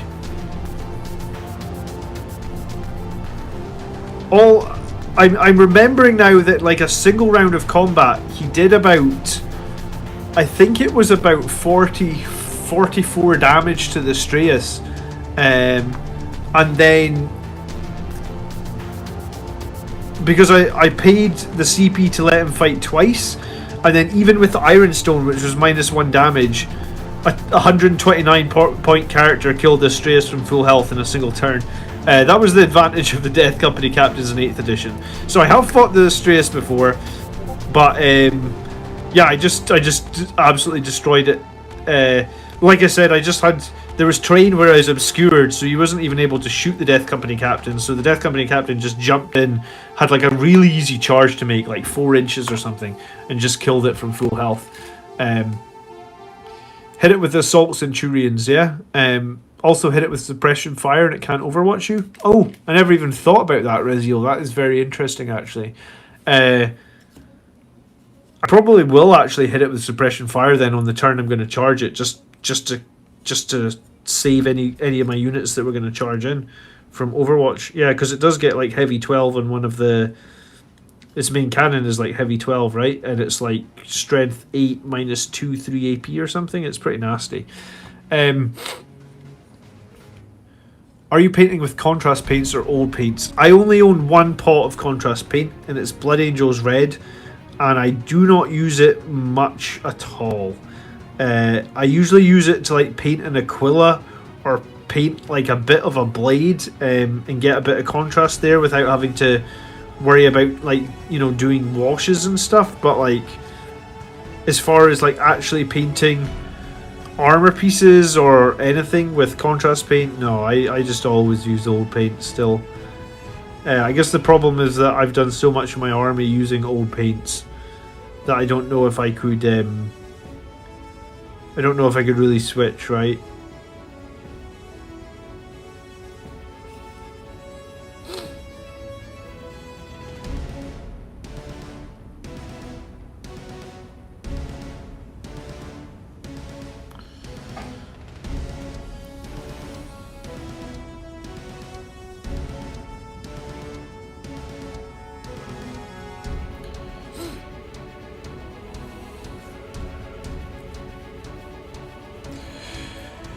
Hey Big Chief, how you doing? Good evening.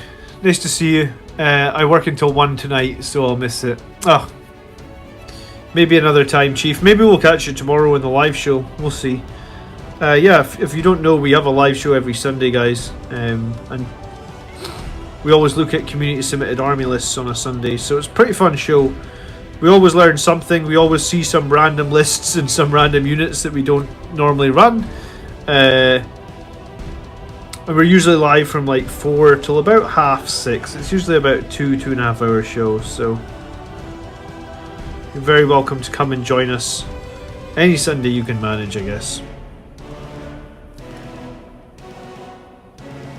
Evening Brothers, any tips against Tyranids? Fighting 3 Carnifex, a Hive Tyrant, and Tyrannofex plus a Horde.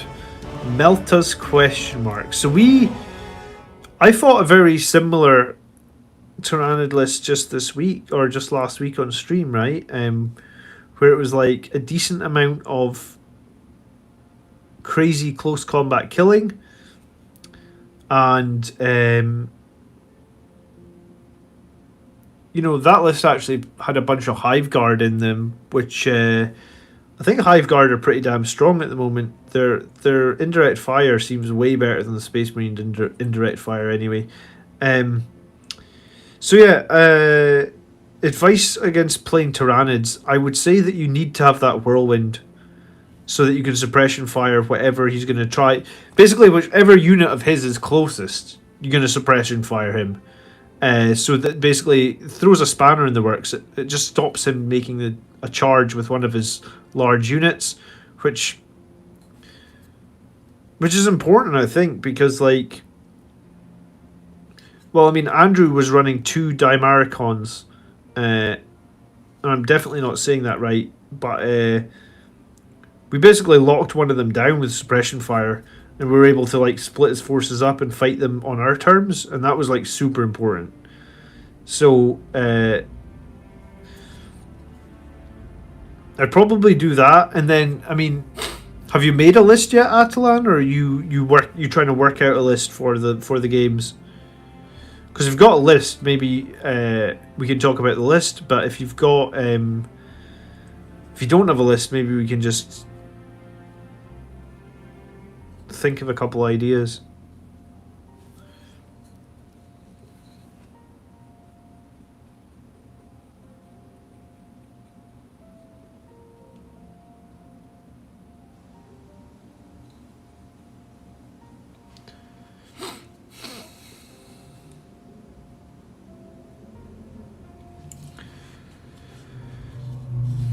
Right, give me 1 second. It's so cold in here, my nose is running. I need to blow it. It's ridiculous.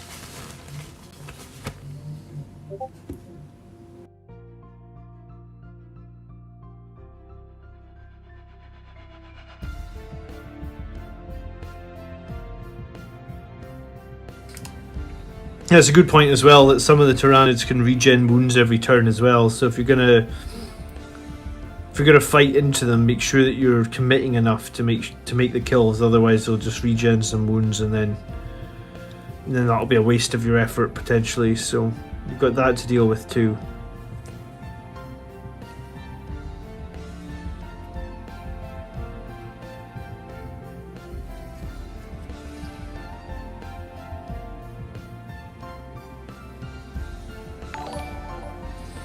Hey Thomas, thank you so much for subscribing. Appreciate that.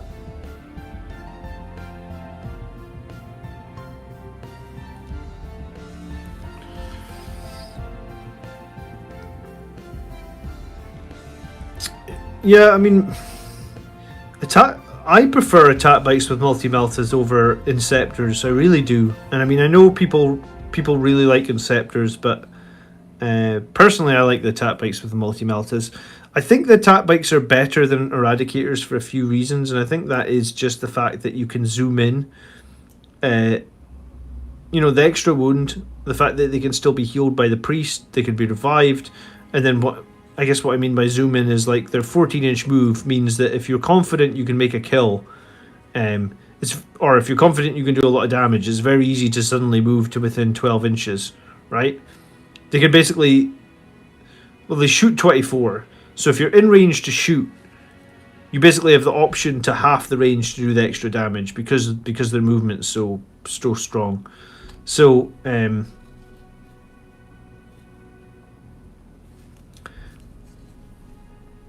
I like attack bikes with multi-belters, and right now I'm really liking Redemptor Dreadnoughts as well.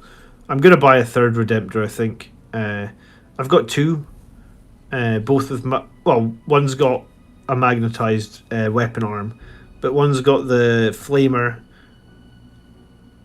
and the assault launchers, and the other one's got the onslaught cannon and the stormbolters. And I think the onslaught cannon and stormbolter one is better. So I'm going to buy another one that has that, because that was an easy to build one, unfortunately. So I can't even convert it if I really wanted to. But yeah, I think there's a lot of options.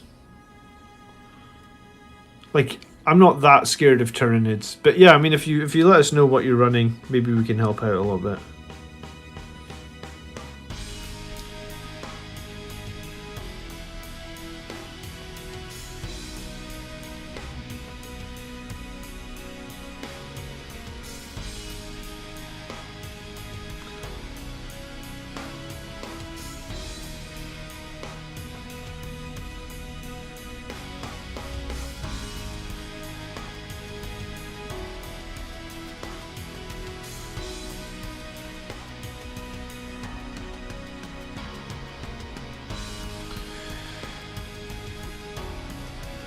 It feels like I've been painting a lot of silver. I was painting a lot of silver earlier today as well on my dreadnought, so tonight it's just been silver, silver, silver.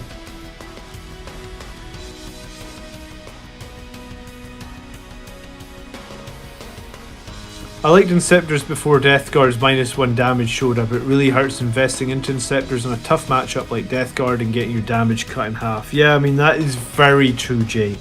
I mean, the sentence you just said there makes me think that I've leaned correctly into attack bikes and multi-meltas, and the other one that I run is obviously the Redemptor Dreadnoughts, who have that 3 damage high power.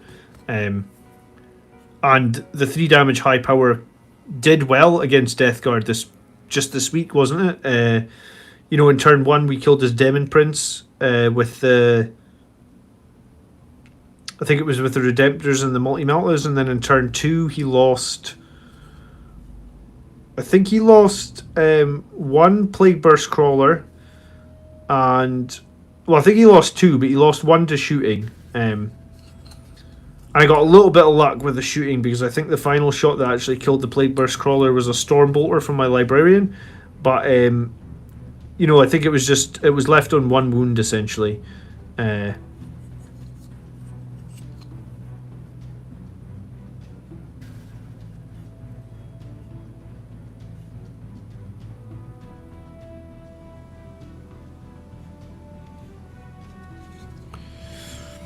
I wouldn't compare Plasma Inceptors to Metal Attack Bikes. They do different jobs. Bikes for heavy armor, Inceptors for elites.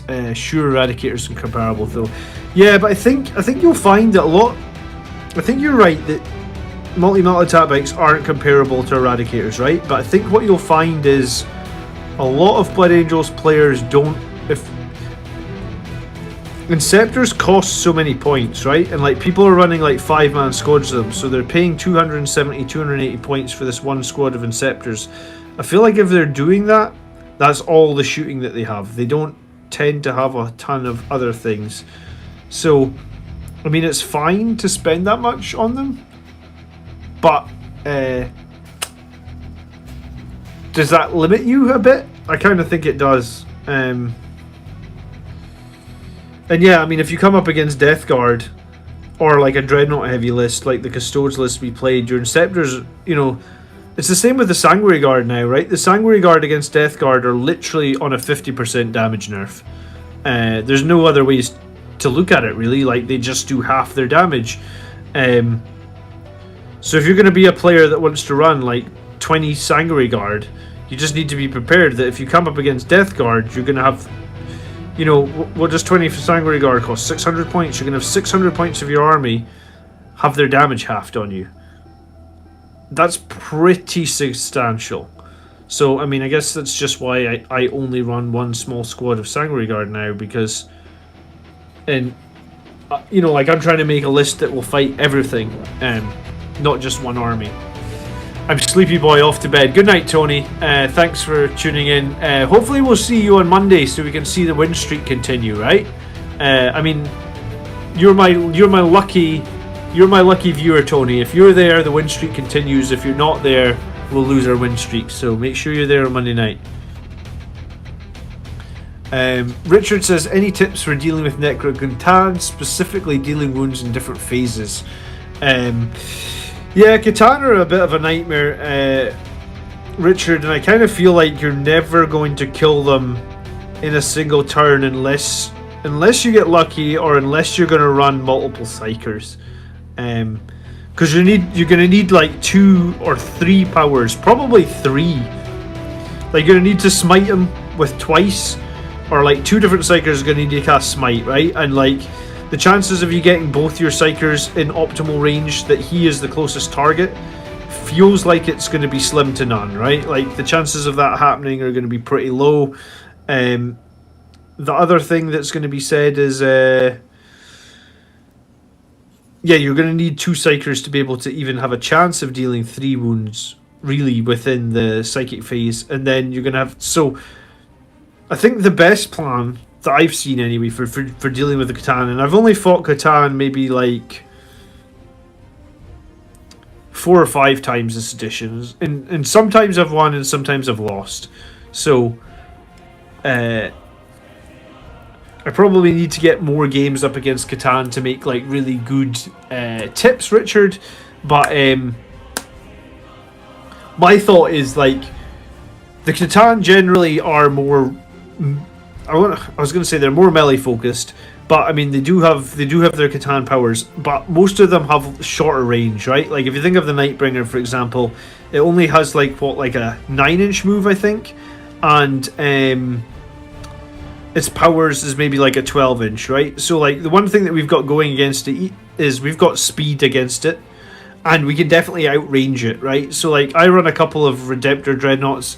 I'd probably, if possible, try and hit it with like a plasma cannon on full health, on full power, to try and knock a few wounds off it in one turn, and then maybe that opens up some sort of chance in the next turn where, like I said, we could have our Psychers, because the Catan need to be in close, right? So when it comes in close, you need to be ready to react with you know, a couple of Psychers to hit it with Smite or something, and then the Dreadnought to sort of hit it again with that plasma cannon, and then follow up with close combat. Generally, when you engage them in close combat, you need to be able to kill them. You can't stand toe-to-toe to the Catan in close combat. I believe the Nightbringer prevents invulnerable saves being used in close combat, so basically anything you put into him is probably going to die. I don't remember the Silent King's rules off the top of my head, but I think he's got something similar where you just can't use your invulnerable saves in close combat. So you only want to engage him in close combat if you can kill him in that phase. And if you can't, then maybe you can use suppression fire. So, like, if he does charge your guys, you can at least do their maximum damage to him in the phase that they will inevitably die, to maybe open up a chance to get a kill in the next turn. There is some other janky stuff you can do. For example, like Nightbringer with his slow 9-inch move.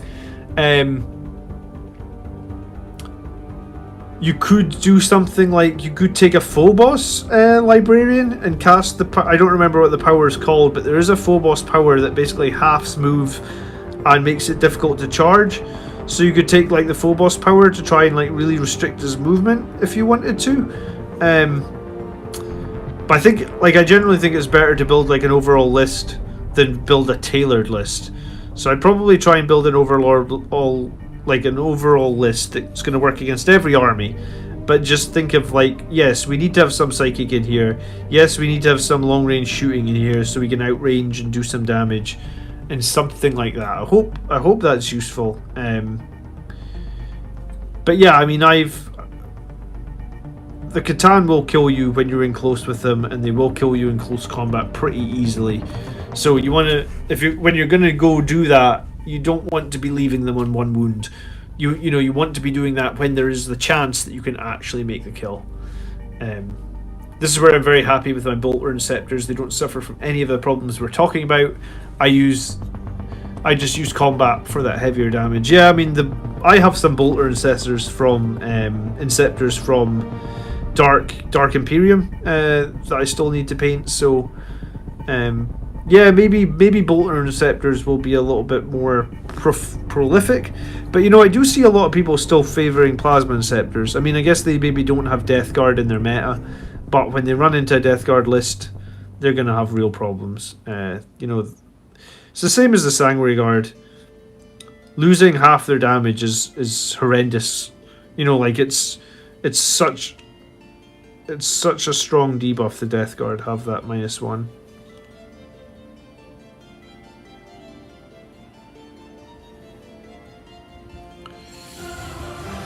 I've switched out my Inceptors for Redemptors. The 3 damage from the Plasma and the ridiculous damage from the Redemptor Fist feels more consistent for a similar amount of points. Yeah, 100% Jay. I'm running 2 Redemptors, and I generally run them near my Chapter Master at the beginning of the game, so that they get some rerolls. And I haven't been using Wisdom of the Ancient, but I probably should be using it, so maybe we'll use that next game.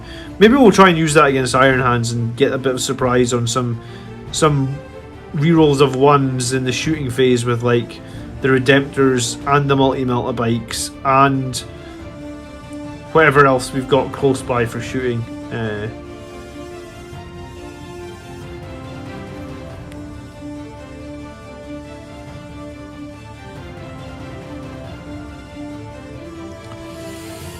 I now take 3 Inceptors, 2 Attack Bikes in the same list, plus 1 Redemptor, 1 Sanguinary Guard, 1 Vanguard Veteran, a Whirlwind, 3 Phobos Troops, and a Captain Sanguinary Priest, and a Jump Libby. Sounds good, Adam. I mean, I guess,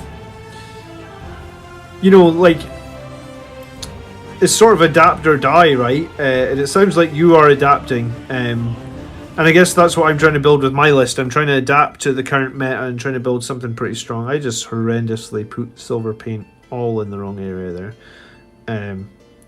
It's fine, this will need touched up anyway. I find these little arm things pretty difficult to do accurately.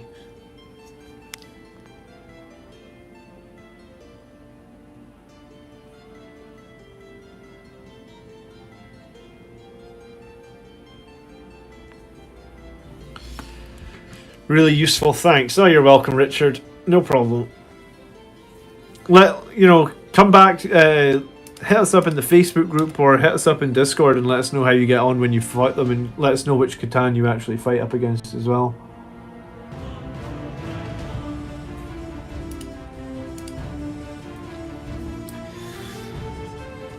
Catan can't be screened except with obscuring terrain. Look for ways to deal damage to them in extra phase like command and movement.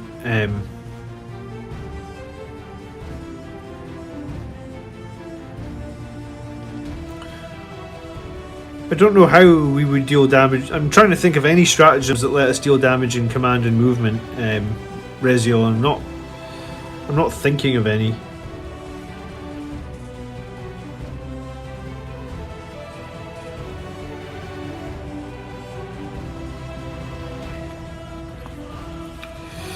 I generally think though, if you're building a list, I feel like you need to have a Psyker.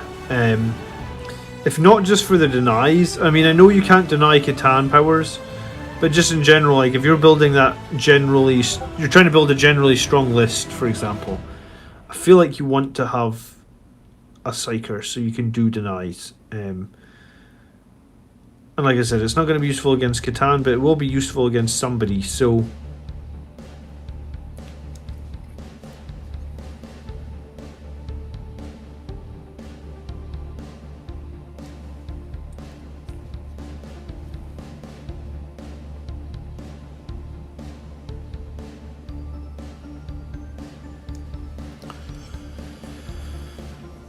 do you move your Redemptors up the board for their melee much, or keep them in the backfield? I kind of try and do both. I like the plasma cannon has the 36-inch range, right? So in turn 1, I'll probably measure what I'm fighting against. For example, I was fighting against the Death Guard, and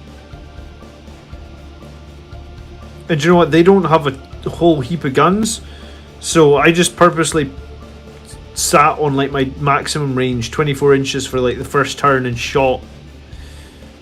And I'm trying to think, I was fighting Tyranids as well, and again I sort of kept them at the 24 inch range and shot once. So I play defensively, man, and what that usually means is like I'll try and have a lot of units moving across the battlefield in obscuring positions in turn 1. Like, I very rarely ever try and push for a turn 1 charge. And I'll try and use my Redemptors and my attack bikes. And again, I'll try and play defensively with attack bikes. I'll try and keep them all inside a Psychic Fortress. I'll try and keep them all next to the Priest so we can get the 6+ Feel No Pains. And I'll try and whittle their forces down a little bit with my shooting. And hopefully keep my shooting fairly alive. And then start thinking about moving in Douglas. If you've not watched any of my live games, you should, I was thinking of doing a video on some of the objectives that we've picked to get the wins in the live games recently. So I'll maybe actually make that video tomorrow night, with a view to maybe releasing it later this week if possible. Yeah, I mean, if you haven't seen any of the games and how I strategize, it's generally pretty defensive to begin with sort of me trying to make some sort of turn 3 power spike, and that's really how I play the Blood Angels. So Redemptors, bikes, they'll all be around the Psychic Fortress, they'll all be around the Priest and the Chapter Master rerolls, and we will try and do a decent amount of shooting for 1 or 2 turns before we engage, and we'll maybe try and take out some of the biggest threats that we can, or just anything that I'm feeling is going to cause us problems. Against the Death Guard player, I was actually thinking the Plague Burst Crawlers were going to cause us a lot of problems, but he moved them out into the open, and yeah, we were able to drop both Plague Burst Crawlers, I think, in turn 2, which was pretty great, to be completely honest with you. And yeah, maybe in another game we won't be so lucky, but those Plague Burst Crawlers are pretty nasty, just sitting obscuring and bombarding your units,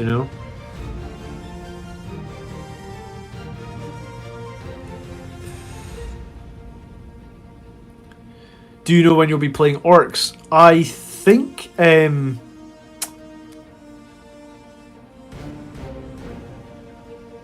feel I read somewhere that even if you take the plasmas and don't overcharge them, the math is still better than the bolters. You're probably right if you don't overcharge the plasmas, but you are paying 5 more points per model, right? Or, sorry, is it 5 or is it 10 more points per model? I think it might be 10. I think it's 5 per gun, right? So I guess you have to factor the fact that you're paying...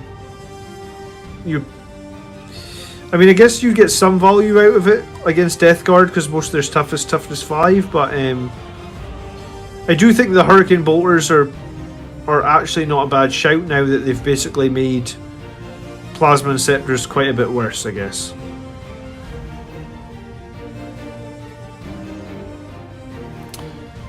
Examples are Orbital Bombardment and Hammer of Wrath. Not saying they're the best. Hammer of Wrath. I thought the Hammer of Wrath was the one that when you made a charge, you rolled a d6 for each unit. Is that... What is Hammer of Wrath?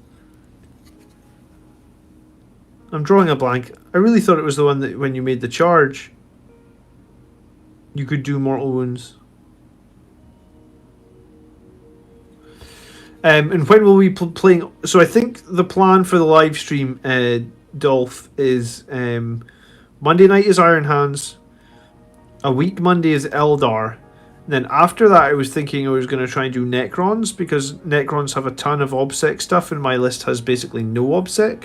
So I thought that would be a good battle to see if the list with no OBSEC can handle and score well. And then after that, I was probably going to do Death Guard again. But if you want me to do Orcs the week after that, we could probably do Orcs the week after that. Andrew can build us an Orc list. I'm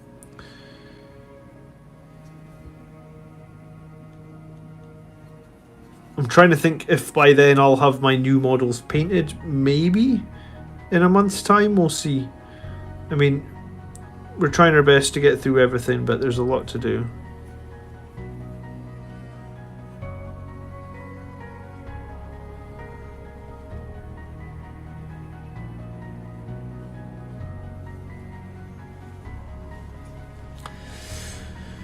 It's a big oversight by JW that they kept both weapon versions the same cost. However, I've seen how powerful bolter version is with the points adjustment, so I think they rank well. No problem, Douglas. Glad to be of help.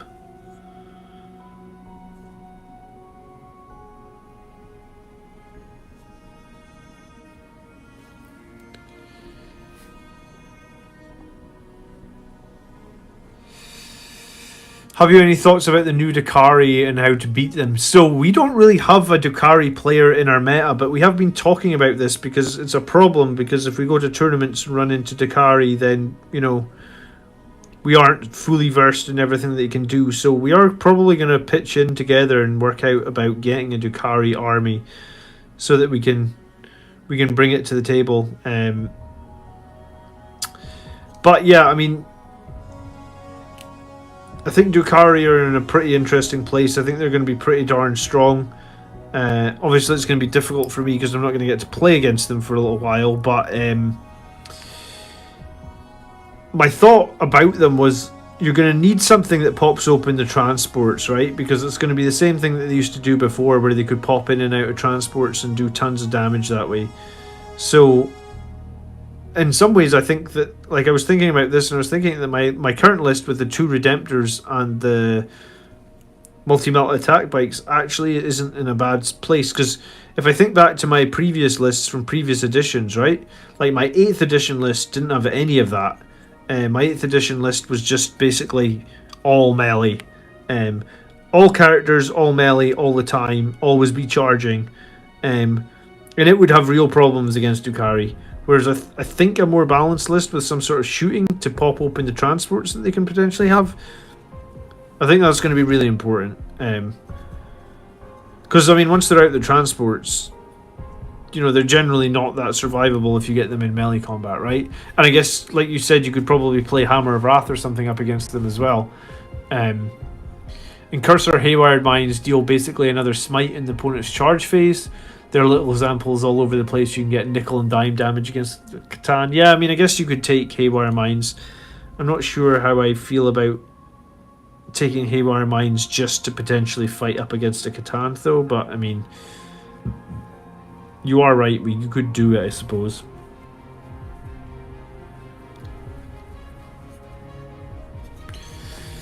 Hammer of Wrath is good. It's roll d6 versus toughness on the charge for mortal wounds.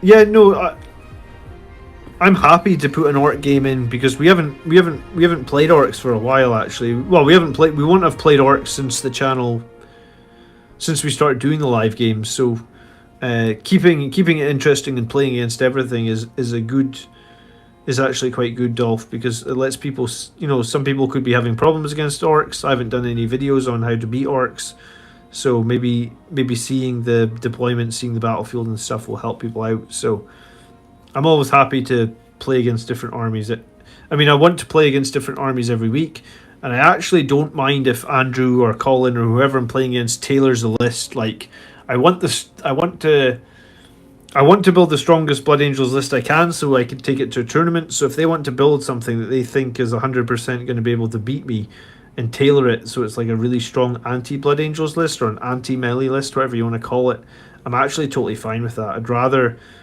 they brought something that they think can do like a ton of damage or something, than just bring a standard list. Just be like, right, this list is definitely going to beat you because, and I'm happy to fight it.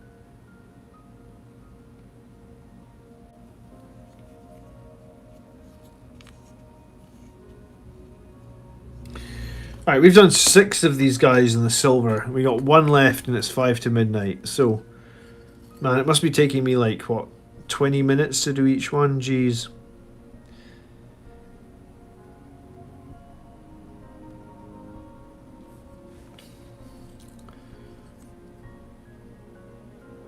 The plasma versions are 10 points more per model. Not sure how that math hammers out. Yeah, do you know what? We could compare plasmas at some point. We could get Death Guard models into the mix. Like, I actually didn't realize until just last week that, like, basically lots of the Death Guard troops are toughness 5 now as well. So it's just crazy that they're all like toughness 5 and they all have -1 toughness auras. They're actually even stronger than I thought they were, because I assumed they were just toughness 4. I was like, I wasn't expecting them to be toughness 5. I mean, we did grind out the victory in that game, but yeah, difficult. Love the late night tactics talk. This is why you're my favorite YouTube channel, man. Oh, thanks, dude. That's just so kind of you. I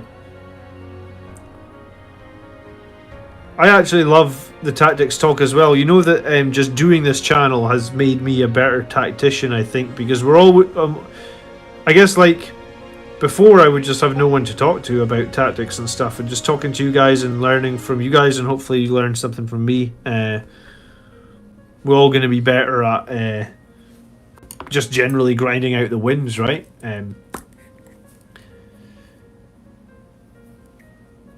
Yeah, I mean, I think you're probably right. Five Inceptors with bolt guns do not lose that much. I guess against Death Guard, you're gonna generally, I suppose, you'd be wounding on 3s with the plasmas. But then the thing is, the plasmas against smaller squads, you're going to lose shots, right? Because they're assault D3, and the Hurricane Bolters are just assault flat 3. So probably when you factor that all in, you're probably actually going to do just as well, and you're going to be 50 points cheaper off with the Hurricane Bolter Inceptors. It's a weird one. But yeah, it's just the Death Guard meta has changed everything, and I guess now we have Drukhari, and then I guess... Is it going to be Admech or Orcs next? Oh, do you know what? We've not fought on the channel as well, Admech, but my friend Gav actually plays for the Scottish team. So he plays for Team Scotland, and Team Scotland are making him make an Admech list. So maybe we'll have a game up against Admech.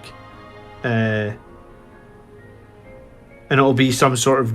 It'll be a really strong list, a really competitive Admech list, I guess, because that's what he's been working to build for a little while.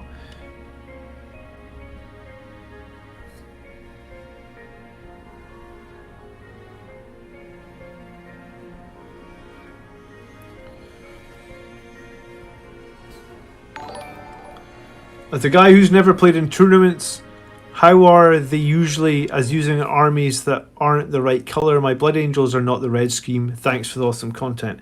I think it's more important in tournaments that your stuff is WYSIWYG, dude. Like, you know, like, so you're not running a squad of guys that you've paid for Thunderhammers, but on the board they're actually holding chainswords. I don't think anyone cares about the... It's much more important to have WYSIWYG than the colour scheme. So, like, your models just need to have the right war gear that they're equipped with, and then no one's going to say... people have a problem with grey models, or people have a problem if you don't have 3 colours on your models generally for tournaments. And I guess 3 colours would mean like you know 3 colours in bases. So you need to have 3 distinct colours on your model, and you need to have them based as well. And that's what people have a problem with. If you've plated your Blood Angels in a custom scheme or something, there's going to be no problem with that at all. What people are going to have a problem with is if you have a character that's on paper he's got the Thunderhammer, but the actual model has a sword or something, right? Like that's what people will have a problem with.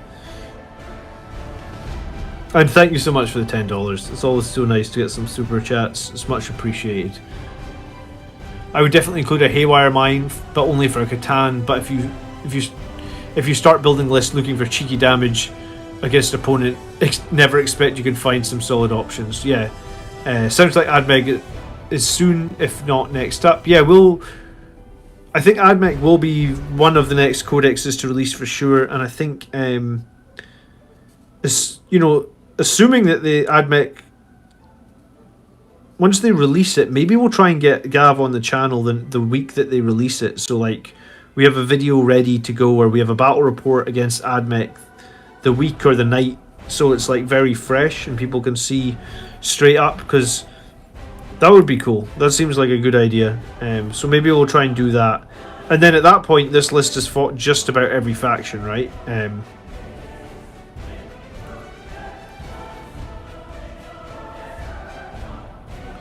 I guess it wouldn't have fought Dark Eldar. It wouldn't have fought Imperial Guard.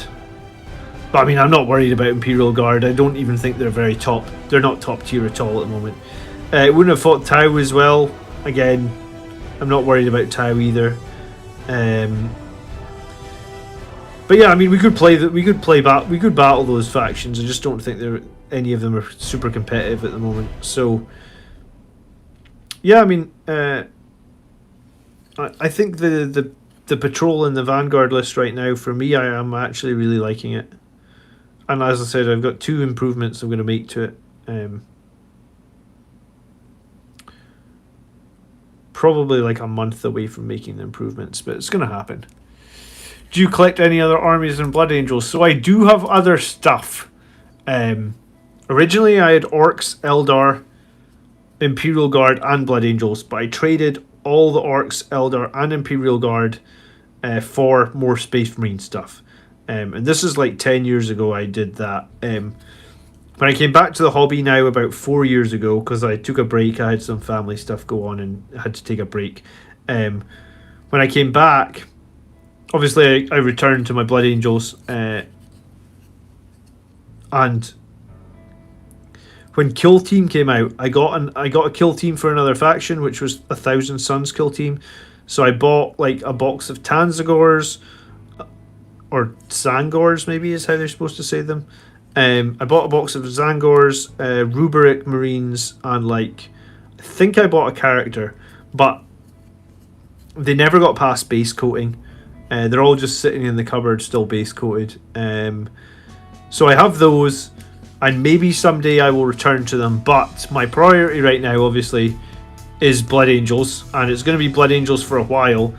And if I ever get done with Blood Angels, I actually bought I started painting as well an army for the Star Wars game. What's it called? I've only played it like 3 times. Star Wars. Oh, the box is over there. Let me look at the box. No, I don't see the box. It's not Imperial Assault. Star Wars Legion, is it? Where like basically it's like a mini skirmish game, a bit like 40k but Star Wars. So I bought that, and I bought a bunch of extra Rebel stuff. So I was thinking of making a Rebel army, and like I've got it half painted. I've got all the troops painted. I've got Luke Skywalker painted. I've got like the speeder, you know, from the Hoth movie, Empire Strikes Back. I've got that speeder like painted as well. So but none of it's finished, right? Oh, and I got some commandos and painted them as well. So they're like, that stuff's all painted like 75%. So if I ever finish Blood Angels, then I'd like to go finish that Legion. Thank you for correcting me in the chat. Yeah, because I have a bunch of stuff that's like reasonably decently done, and I have no idea. But I mean, I'm now. Andrew started like a battle report channel that's got non-Blood Angels content on it, and I guess every now and then I might have a game on that channel to help him out with his channel. And we did play one Blood Angels game last week on that channel against Tyranids, right? So I guess like if I was going to do something else, I'd really like to finish that Legion, but like at the moment there's just no time frame on it whatsoever. I'll tell you what I have to paint for Blood Angels right now. To finish the list that I'm working on, to finish the list that's doing really well, I need to finish these Blade Guard veterans, and I am doing 7 of them on stream. Like I'm painting 7 of these guys, but there's actually only 4 in the list. So I'm painting these 7 Blade Guard veterans. Then I have I guess I just wanted to paint all 7 so that the color schemes all match and stuff, right? So I'm painting these 7 Blade Guard veterans. Then I need to, and at the same time over my painting table behind me, maybe you can see a table behind. I'm painting that Redemptor Dreadnought off stream, and I generally get the stuff that I paint off stream again. I guess I get more done, just because it. You know, I can only really stream when I'm not getting interrupted by my wife or my child. So I'm painting that Redemptor Dreadnought. Then I need to go onto the Whirlwind. I've got a Whirlwind here that has just got base colours on it. And the Whirlwind is appearing in basically every list. So we need to get onto the Whirlwind after the Redemptor. Then I've got 5 Vanguard veterans that need painted, because obviously I just finished painting 11 Vanguard veterans, but none of them have Lightning Claws, and Lightning Claws are now the best thing that Vanguard veterans can be armed with. So 5 Vanguard veterans to paint as well.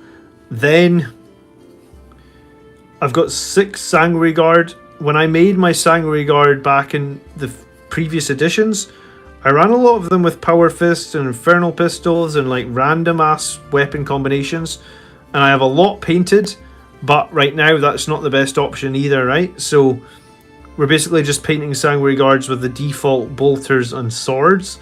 So a bunch of the ones that I have done are just sitting in the drawer and never getting used because I don't have the points for the Power Fists. And honestly, I don't think the Power Fists are really worth spending the points on at the moment. So that's what I've got to do right now to finish my current list. Which feels like a lot, right? And then right after that, what I want to do to improve this current list is I actually want to drop the Death Company Captain, and I want to drop let me think. I'm going to drop 1 Sanguinary Guard in the Death Company Captain, and also my Librarian and Terminator armor. And what I'm going to do is I'm going to replace them with a Librarian with a jump pack, who's going to have like armor and Indomitus. My Librarian Dreadnought, who's going to have like quickening and wings, and those 2 models are like half painted. So I need to finish the Librarian Dreadnought, which is half painted, and I've barely even started the Librarian in the jump pack. All I've done is put like a blue undercoat on him and a red undercoat on his jetpack. So I need to do all that, and then after I do all that, I'm sure by the time I've done all that, there will be some other Blood Angels that I need to paint. If there's not, it will be a miracle. And I guess this is why like none of my other projects are getting any progress put on them whatsoever. Because it's just never ending with the Blood Angels at the moment. And I am generally pretty slow at painting. So I think it's like 13 infantry, 2 vehicles, and then 2 more vehicle, and then another character and another vehicle, and a vehicle character, I guess. So I honestly think that'll take me 6 months. In this tournament I've got to go to, or the tournament I've booked is in November, so I think it'll take probably till close to November to finish all this.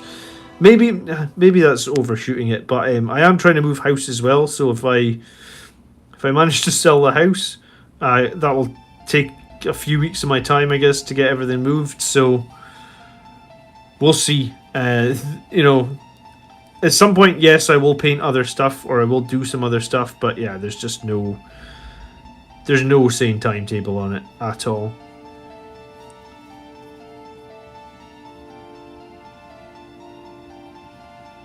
Alright. I think we're there with the silver, though. Or the lead belcher, rather. I would like to start an Imperial army, but Games Workshop need to get some updated molds out there first. Yeah, I mean, Imperial Guard feel like they deserve some new molds. It's been a while for them, for sure, so maybe it's worth waiting a little while, Jeff, and see what happens this edition. Just wanted to let you know your channel and advice has helped me win my last 3 games. Blade Guard have become my favourite Space Marine models. Last game they killed 20 Necron Warriors and 5 Scorpic Destroyers. Wow, how many Blade Guard were you running, Kirk? But congrats on winning your last 3 games. I'm glad the channel's helping you out. That's kind of the goal of the channel, to help Blood Angels players and make us kick ass. And yeah, thanks for... I don't know if I've seen you before, Kirk, in the live show, so nice to have you. You should totally join our Discord or join our Facebook group as well, if you'd like to. You'd be very welcome. So I'm just going to quickly tidy up a couple of quick mistakes here, and then I'm actually going to head to bed. We're going to be back tomorrow at... what time is it tomorrow? 4 PM for our live show. And we'll be looking at community submitted army lists at 4 PM tomorrow, and we'll be live for about 2 hours.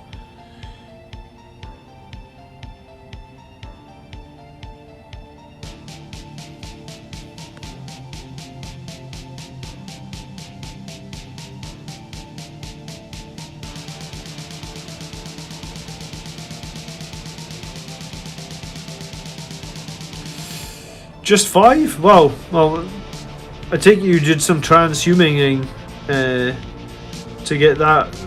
But yeah, well done. I'm running 4 Blade Guard Veteran. I like them a lot. I've been putting 4 in the middle of the map along with a squad of aggressors. I was going to say aggressors. I mean, you could do aggressors, but I've been doing Centurions. I've been generally finding some great fun in that. How do you feel about hammers and Lightning Claw Storm Shield Vanguard Veterans? So before everybody was using Lightning Claw ones, I went ahead and painted. Like, I just got done painting. I did 11 Vanguard Veterans, and I did 2 with Relic Blades, 1 with a Storm Shield, 1 with Infernal Pistol. So I had options there on the captain, basically, or sorry, the sergeant. And then I did 3 with Thunderhammers, 3 with Chainswords, and 3 with Lightning Claws. And when I originally bought another box, the reason I bought another box was to do more with Chainswords. So I actually made them, put the Chainswords on them, sprayed them, all that good stuff. And then one day decided to rip the Chainswords off them and remagnetize them. So look, I've got Chainswords lying here from Vanguard Vets with magnets in them. So I replaced the Chainswords on the second squads I have. So we've got 9 with Lightning Claws. But how do I feel about putting in a hammer or 2? I'm absolutely fine with that. I'd put a Power Fist or 2 in there as well if you want. I mean, the Vanguard Vets get less attacks than the Death Company, obviously, but they are more survivable due to the Storm Shield, right? So, I mean, I guess it feels like it's up to you, but I was... You know, like I bought more Vanguard Vets before I'd even run them with Lightning Claws because I felt like I was getting good value out of them, and they were generally pretty survivable. So I have no problem putting a hammer or 2 in there as well. I think that would probably be pretty strong. Cool. So I'm going to call it. I am tired, but we have bashed out a bit of silver on these, so that's cool. Look at all this silver on this. I used Transhuman 3 times along with Indomitus Captain backing them up. It's sad that Necron Warriors killed 1 of them while the Destroyers did 0 damage. Storm Shields, man. Sometimes they can just... You know, sometimes you just roll a bunch of 4-up saves and it's like, oh, save them all. Sometimes it just goes that way, so well done. I'm really glad to hear that the channel's helped you out, man. And hey Getsy, how's it going? Unfortunately I'm calling it a night. I will be back I'll be back tomorrow at 4, and then I'll be back on Monday night at 7:30. I think is the plan. So hopefully we'll catch some of you guys then. Enjoy the rest of your Saturday night. Thank you so much for watching. Thank you for the super chats. Thank you for the new subscribers. It's all super appreciated. Yeah, hopefully catch some of you guys 4 o'clock tomorrow. Army List show. We'll be live for a couple hours. So have a good night, everyone, and hope to see you all soon. By the blood are we made. Peace.